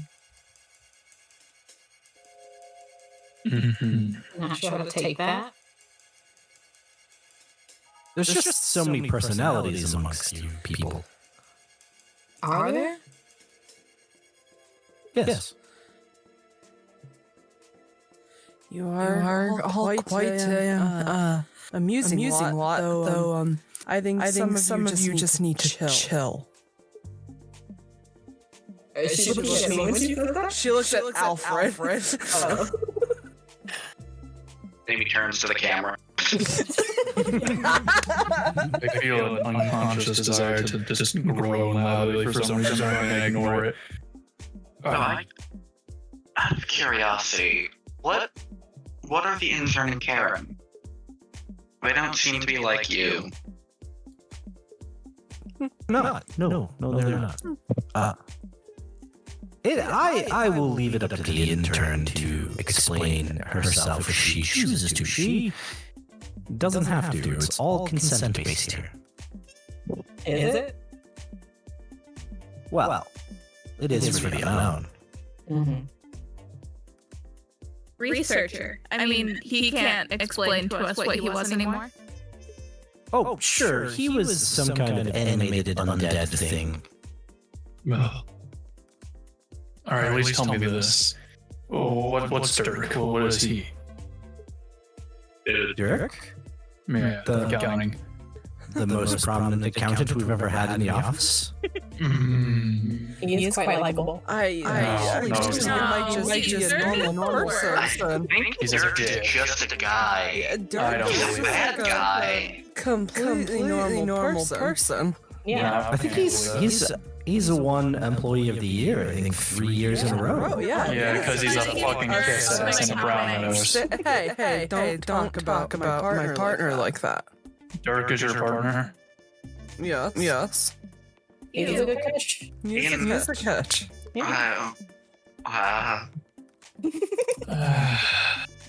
This is not why we In the mustache? Really? That does it for you, the fucking mustache? That looks I like will it's just say- leaned over.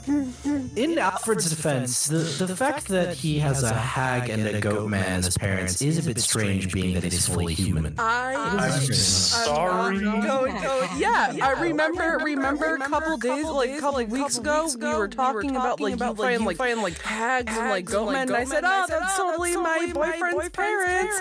I was Intern, you know for a fact that we can't remember 90% of the interactions we have. She did say that. She did say that. I do remember that. See, remembers. Can I just say that I truly don't believe that there was interesting people in this office, and here we all are with learning some interesting things. It's all a matter of perspective. I really wish we had all been able to be friends, John. Well, we can now. I mean, I think we have to kill you. An interesting position. Alternatively, if we somehow, this is purely hypothetical, I'm not sure if I even want to, find a way to get you back to where you need to be and you left, can you guarantee when you leave the bodies they will be fine? The people within them will return to their own devices, their own autonomy. I don't know. Then that's a problem. Well, how do we test that? We were on the brink thanks to the Eye of Moat, acquisition items 736. We were on the brink of actually discovering a way to open a hole between the dimensions where we were planning on bringing en masse as many as we could out of the prison here temporarily and then going back. This was all planned for the 25th of May. But, you killed Darius. So I don't know where we are. We are where we were earlier today, before Darius was killed. But I do think that you are the key, Amy. Your abilities to reach out and move things with your mind was part of the plan. We might still be able to do it. And you needed Darius? Well, yes, he had the item, the Eye of Moat. I have it now. It's been with me for a little while. He had discovered temporary ways to open the portal, thanks to the intern's help with her small coffee shop that she goes to, which was very helpful to understand how to move between planes. It is just a plain coffee shop that I spiced up a little bit. By the way, if you ever wanted coffee, it is very much edible. People drink it all the time. It's also full of unknown, to my knowledge. No, there's some normal people in there. Do they know they're in an unknown coffee shop? The coffee shop also doesn't necessarily exist in the same place at various different times. Mm-hmm. We're open 24 hours a day. It's just a matter of getting there. Why don't you just tell us about the coffee shop? I don't think you ever asked, did you? No, they never asked. Why would we ever have reason to suspect that there was a coffee shop inside of our office that we didn't know about? Because it's so much better than any other corporate coffee shop, and it's much better than the rest that they serve here. Actually, she has a good point. I don't think we've ever asked where she gets the coffee. I just assumed it was from, I didn't feel like asking because, for some reason it was still hot whenever it got to us, there's like 50 layers of security, so... Yeah. Layers of security seem to be largely useless. Yeah, based on everything we've learned here today. It's mostly for people to feel secure. But... So we're at an airport, essentially? Great. Love that for us. You guys don't, leave? Because they set up a whole new security system that senses the unknown, right? Doesn't that mean you can't go through it? Allegedly. Well, I mean, I can go wherever I want. How? My exists in the fourth dimension, you can teleport or what have you. Alfred is beginning to understand. Your child did to me earlier. Oh, you've experienced the temporal displacement. Yeah, I kind of asked for it. Interesting. That's farther more advanced than I would think in a day. Yeah, it turns out so far your kid's not an asshole, but we'll see how that shakes out here soon.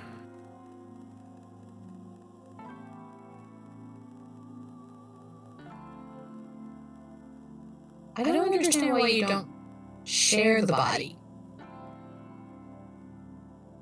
What do you mean? I mean, Fred seems to be working well with it at the moment, so why couldn't James Smith, or whatever you said his name was, work with you while you were in his body?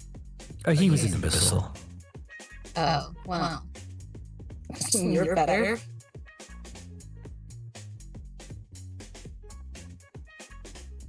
Man, it seems to me that what I've got going on here is a pretty good situation. I can navigate this lesser realm without coming across as suspicious. I remain blended in and all that.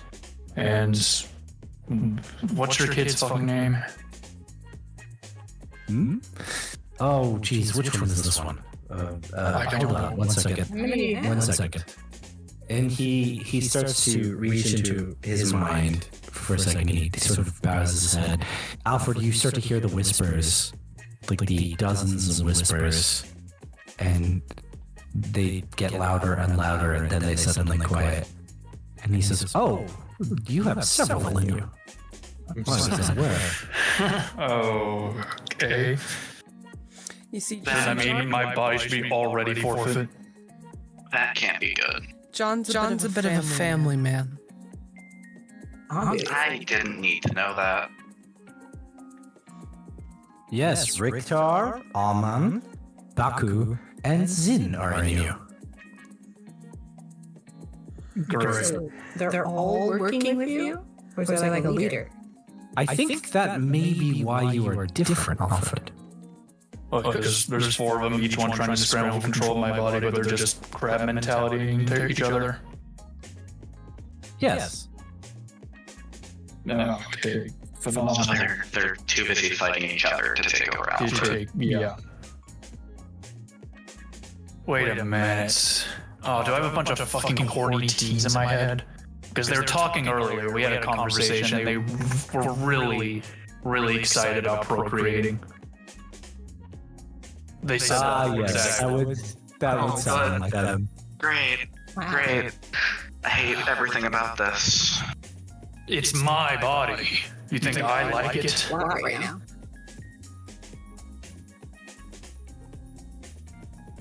Well, I mean, think of it like this. If you were to procreate, there would be multiple people procreating at the same time. Not helpful. Not helpful at all.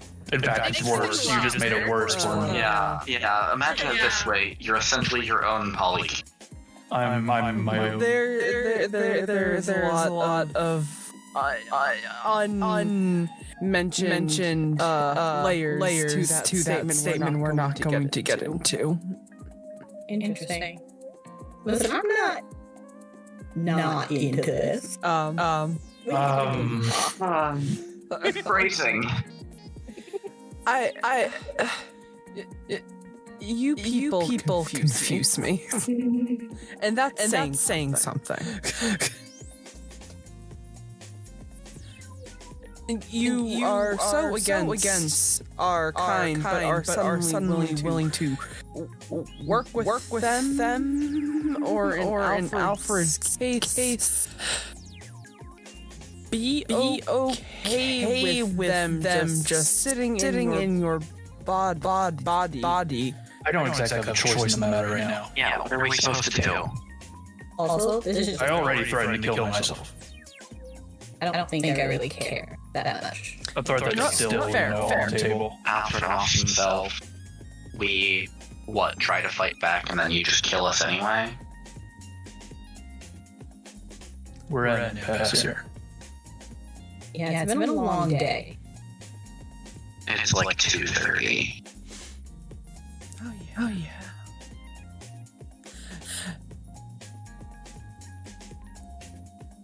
And I'm not letting my weekend get fucked up by 4 horny teens in my head. I'm just putting that on the table. I feel like we've learned a lot right now, and maybe this might be like a half-day situation. We're not. I just said we're not having a weekend while I have these things in me. Everybody needs a mental health day, I guess. Well, we could try to see if we can send the four my four teens back to where they came from. We could try. I'm not confident in anything that you might try. I'm gonna need some certainty here. Well, like, certainly know something would happen. You're worse than that fake doctor. That something could very well result in Alfred's death. But Oh, I doubt that very seriously. this might be controversial to say, but Alfred did just say that he was willing to kill himself. But then he isn't willing to just try to get the things out of his head. The killing myself part is like a sort of dead man switch situation, so that we can keep things all, on the same playing field here. I don't want this to end with me dying. It's a way for him to maintain control of the situation. I mean, is there another option?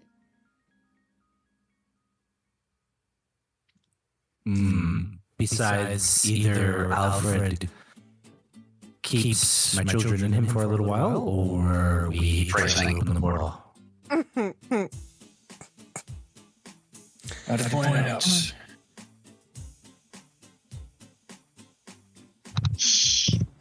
Let's just say We could transfer them. Oh, sorry. I did not mean to interrupt you, Alfred.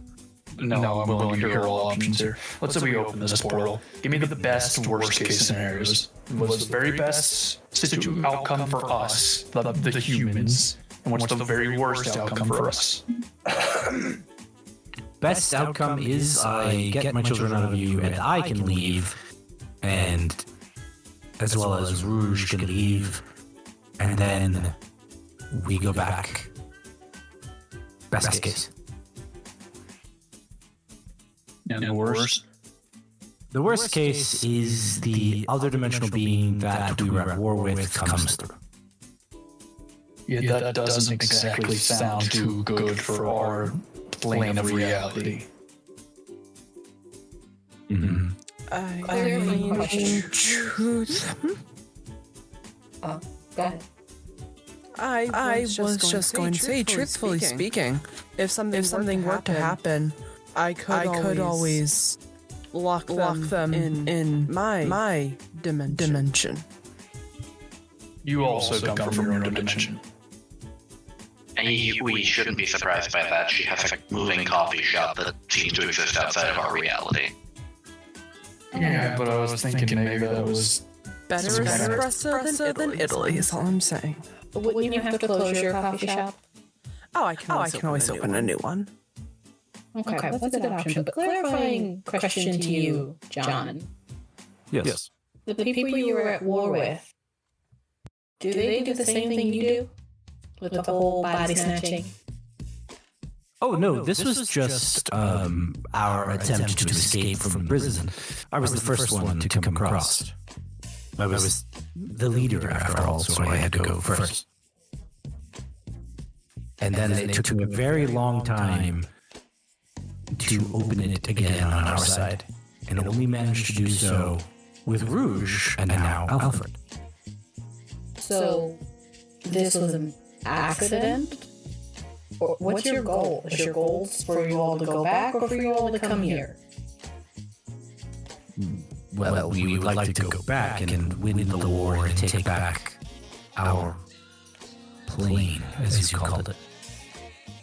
Okay. You are little more than a means to an end. Yeah, we got that. The things that you're fighting, though, they are the same as you? You're just in kind of a civil war?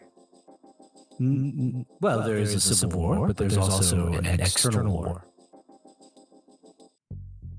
So those things that you're fighting, do they snatch bodies as well? I have never seen them cross planes aside from coming into mine. Okay.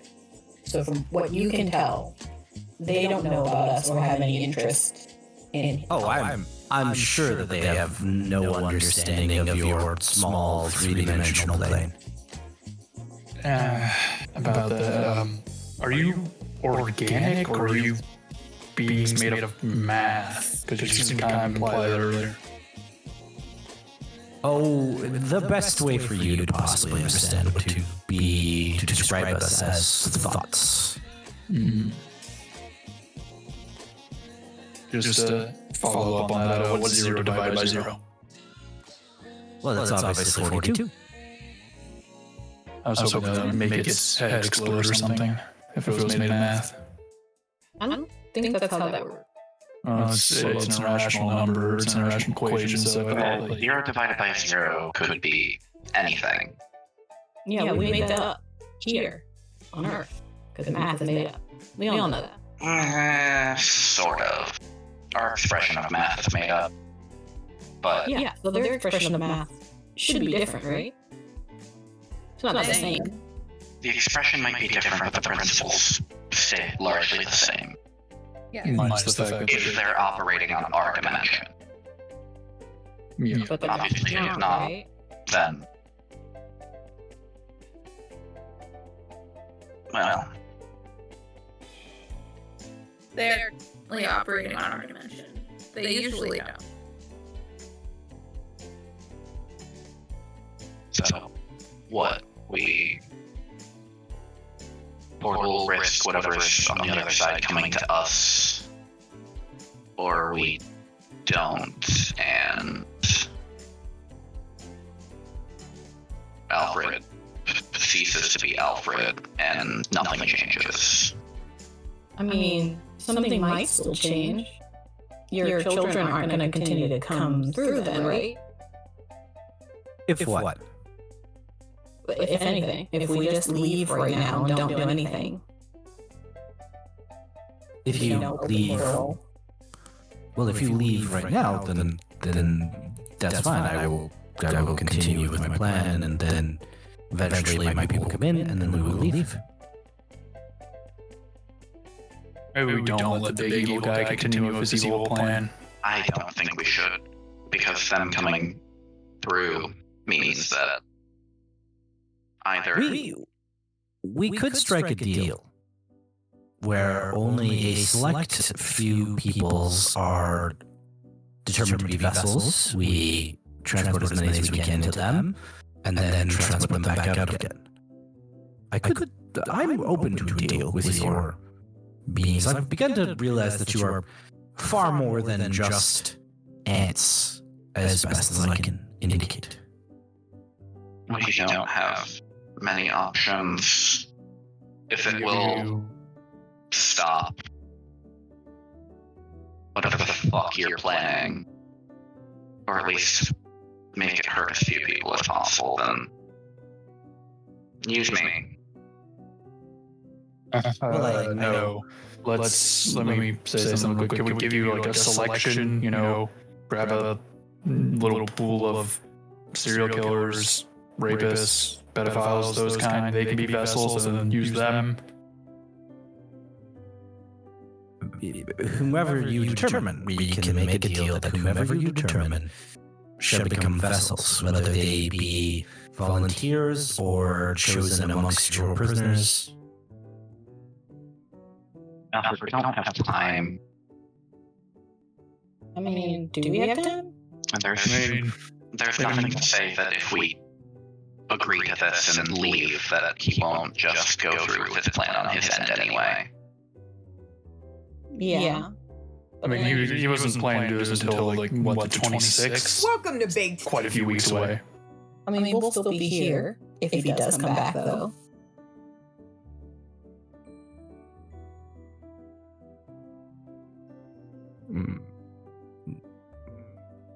You mean that you'll be here in this office or here on this plane? I wasn't talking to you, John. But yes. Well, how many here on Earth? How many do you think you can fit inside one vessel? Well, we can apparently fit 4 inside one vessel. That's a piece of new information. At least. Which means that they're too busy fighting each other, they're not going to take control over said vessel, at least for a little bit. So it might be good to have at least two of your kind per vessel. Guarantees the person maintains autonomy. Amy, I appreciate your offer, but I cannot accept you as a vessel, for I need you to be able to open this portal. We'll find people. You can use Dirk. And Phil, probably. You just get the dirtiest look from the new envoy. Don't judge me for your terrible taste in men. We can't use Dirk. He's a credit to the species. We can't use anyone in the office. Well, I'm sure that if you ask, some might volunteer. Yeah, I think we don't have a lot of time. We have to choose someone fast, and it's not going to be us. It's going to be somebody in the office. So Dirk. Hey, Kayla, you still have your phone on you? I do, yes. You want to see if Becker will call in his family? Oh my god. Let's not sacrifice Becker's entire family. I think you underestimate how big that man's family is. Let's not sacrifice a portion of the man's family. I'm not sure that we have enough space for his entire family. His office is only so big. Didn't mean his entire family. You can't. But if anybody in this office would be willing to lend a hand to Becker. I don't want to sacrifice Becker's family, though. Like, they have nothing to do with any of this. Yeah, plus they're useful. Before we even start labeling who's sacrificed, let's get some more terms on the page here. We're bureaucrats, so might as well get the contract ironclad here. If we help you with this, we need your word that you will never return to our plane ever again, never interfere with our business ever again, and whatever happens in your dimension, you'll have to live with it.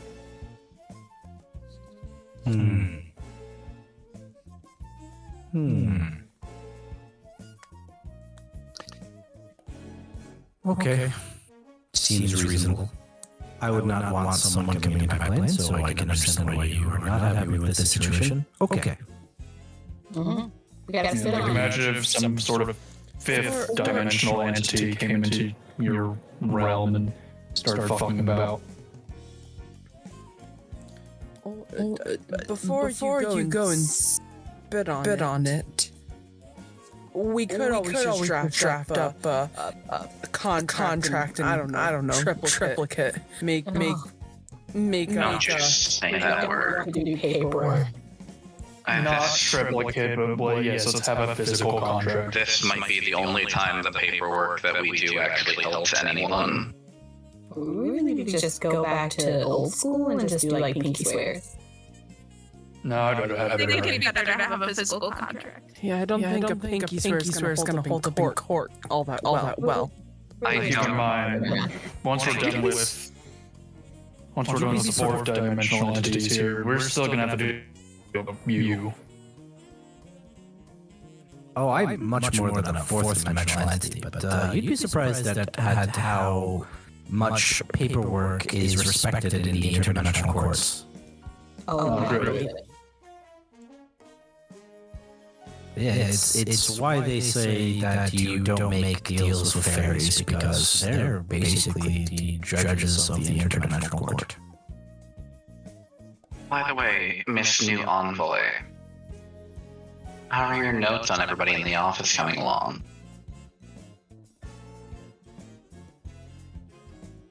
I would say they were coming along quite usefully. Yeah. Yeah. What was the purpose behind those? Was it to find the person you needed for your plan? I don't know what plan you think I have. Not you, him. Yes, I needed to know who the best envoy would be to help open this portal. It turns out it's you, Amy. So, Alfred, I will say you came in a very close second. However, your powers just aren't quite what we needed. However, you became the vessel, which changes things quite a bit. Mm-hmm. How did you become a vessel, anyway? He picked up the phone. Phone? Rouge's voicemail. I forgot that there were other children waiting. Yep. Yeah. You forgot about your other children? Seems like a bad idea. I have so many, and we're at war. Responsible of you. Yeah, I don't know if that's a good excuse. Every child gets attention and, parenting. You have to understand there wasn't much to do in prison, so we made children. Oh. You can't tell I was about to ask if this was like a prison by your rules for procreation. Probably don't. Oh, glad you don't have physical forms.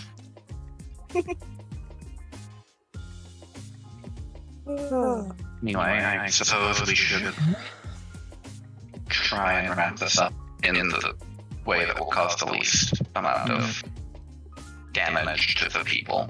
So, Kayla, you up for writing this contract up? I'll write it. Thank you. I'll write it. No, you're not. No, you won't. Who's to become Whorfin's predecessor? Not predecessor, wrong word. The person in charge of the office. Yeah, who's taking over? Hell if I know. I would assume one of the other Johns? They're incompetent, so I would not like that. Yeah. Isn't everyone at the top incompetent, though? So maybe we should have someone who's not incompetent, meaning someone who's not from the top lead it. What if just the four of us did it in the interim until we figure out some better system? I'm sorry, are you giving me leadership responsibilities? I'm giving all four of us leadership responsibilities, so there's checks and balance. And we essentially become a board of directors. I guess. Oh. Oh. Yes. Give me wisdom. I We did swear. not call Maybe it just one of us instead. So Alfred. Alfred. Amy, please talk him out of that. Side with us. I'll be completely honest, it's either you or me, and I really don't want to be management. Well. Hope you liked having your weekends while you still had them. If I become boss, you're fired. I think I actually work here. At this point, well, I think I'm gonna be here for the rest of my life anyway, so. What if I transitioned No. to your personal assistant? I'll take the job just so that you never go anywhere close to having any measure of bureaucratic power. If you don't want it, I'm willing. If it comes down to that. I'll do it. Okay. You're young, you still have your whole life ahead of you. Okay. Yeah, that's right. It's been nominated and seconded, and we've had some discussion. All in favor. And he raises his hand. Frankie raises her hand. Is my hand? Amy really doesn't want to make Alfred do this. I'm not gonna let you do it either, so I raise my own hand. Okay, just to be complete, any opposed? Amy raised her hand. Okay, looks like it was in favor of Alfred as the new leader when I leave. Yay. Kayla, will you begin to take notes on the contract that in the transition of power, Alfred will take over this regional office of SAVE? Well, yes. I would like to go ahead and start writing up the contract first for the interdimensional thing. Mm-hmm. Yeah. Oh, no, that would just be one of the clauses that go Yeah, essentially a clause that once Whorfin Of course. is gone. Of course, the save head offices might have something to say about that. The system of recognitions that occur between the regional offices would indicate that the other regional offices would have to be okay with this and would likely send envoys of their own to come here to make sure everything was on the up and up. Which definitely does mean that, unfortunately, some individuals, and he kind of looks over at the intern, new envoy, and some individuals may run into some trouble when that happens. Then. We'll have to potentially put some clause in there to protect them, but in a very... Well, you'll be fine, he says to the new envoy. You'll be fine. It's Karen that might have trouble. No, we're not protecting her at all. We're gonna... Oh, I got some plans. And it's not going to stick around. I don't even know if Karen actually works here. I think she does. Actually, She absolutely does. Yeah. Mm-hmm. I think that might be worse. Maybe we should just get a burger.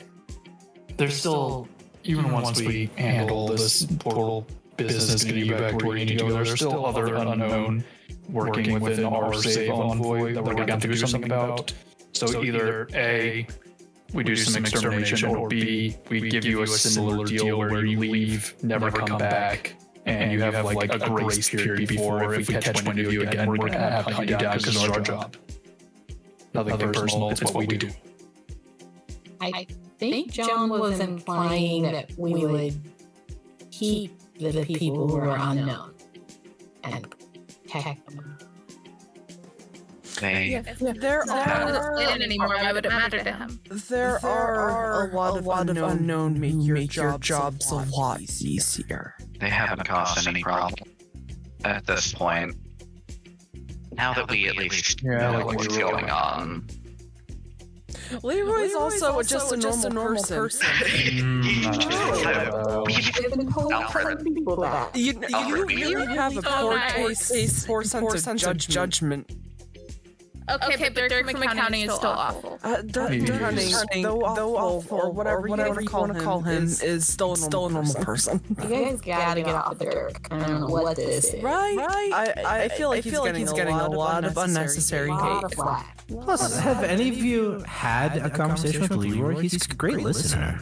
Oh, I know. Oh, Amazing. I love Alfred is the only one that has any problems with Leroy. And it's because he thinks he's a zombie for some godforsaken reason. Anyway, fine, we'll do a vetting process if we go through all that and determine each unknown who works here is above board. We can keep him now unknown? for now. Once we get the things out of me, I won't be. Hopefully. Is that how that works? That would be how it would work, yes.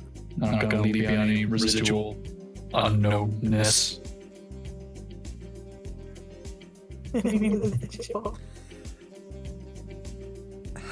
Shouldn't leave any residual unknownness. Well, then, yeah, I'll be normal again.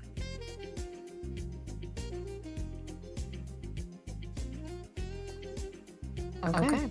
Well, I mean, You will, however, always know what it feels like to discorporate. what did it feel like? Yeah. At first, it was just kind of felt like I was in two places at once. Then it kind of felt like I was wading through a kiddie pool made of pudding, or filled with pudding. It was very odd. Hot? What? Which is what it felt like.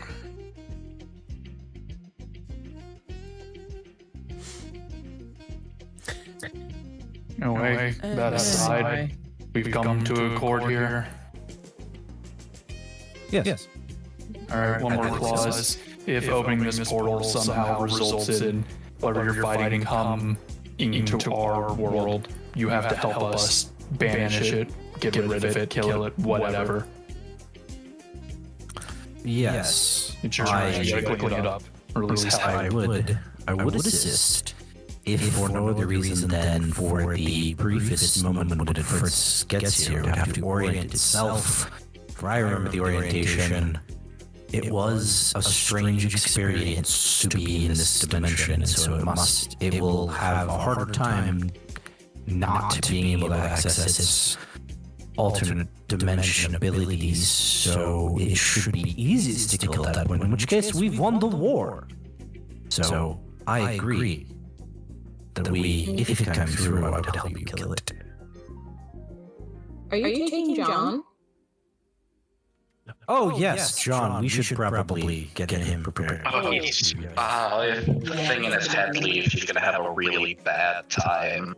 Yeah, we patched up his knees well enough that he won't die immediately. He's been drawing with his own blood. Yeah, maybe we should probably have an ambulance on standby then. Alright, I'll let Becker know. Or just have me on standby. You can heal. Are you taking your body? Oh, no, unfortunately my body would have to stay here. There's no way it would essentially be torn to shreds and become various things if we were to try to take it to my dimension. So John Rouge and John W. their bodies will remain. And John W. is, we assume, catatonic in it. Yes. Yeah, we might just have a guy in a coma. That's very sad. With a dead body we'd have to deal with. Well, if it makes you feel any better, he had no family, so there's no one to be concerned about. That doesn't make me feel much better now. It was a sad experience when I realized that I was in someone so disconnected from the world. Yeah, it sounds like you had a rough life. That makes me feel worse, in fact. Yeah. Well, think of all the good he's done since. Has he? I thought that was you. That's what I mean.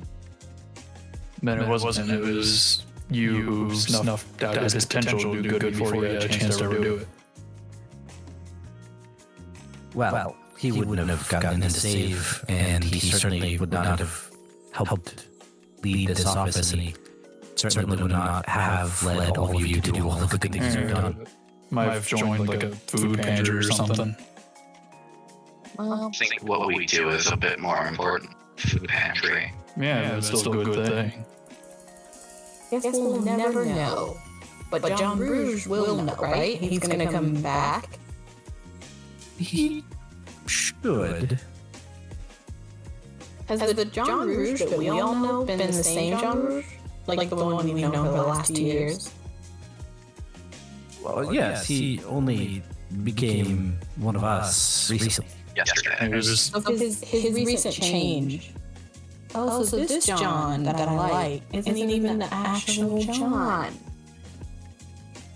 That sucks.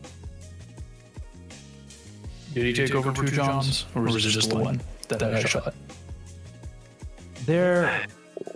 We hadn't gotten to getting a message to John Blanc yet. John Vert never answered his phone. I think that's potentially how you got all 4 in one.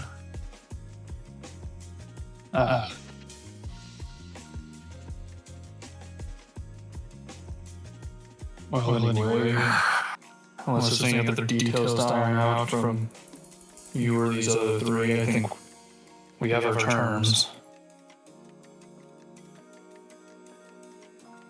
Left is do it. I guess that's true. Well then, and he looks at the contract that stands up to look like the contract that Kayla has written. He says, okay, looks in order. Well, then all that's left is to sign this contract and open the portal. Yeah. Let's hope things don't go to complete and utter shit. And he takes the pen to write his signature And as he does, there's like a weird sort of glow of blue electrical energy as he writes. And then he says, Carla, would you like to be the witness? And he hands the pen over to the new envoy.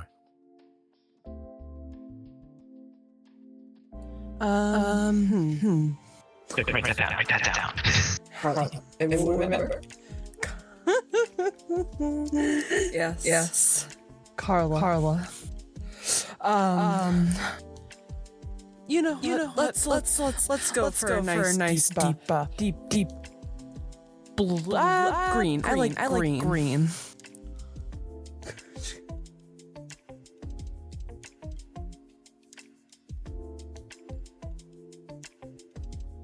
Okay. And then he looks at the rest of you to sign the contract. Yeah, Amy's gonna sign it.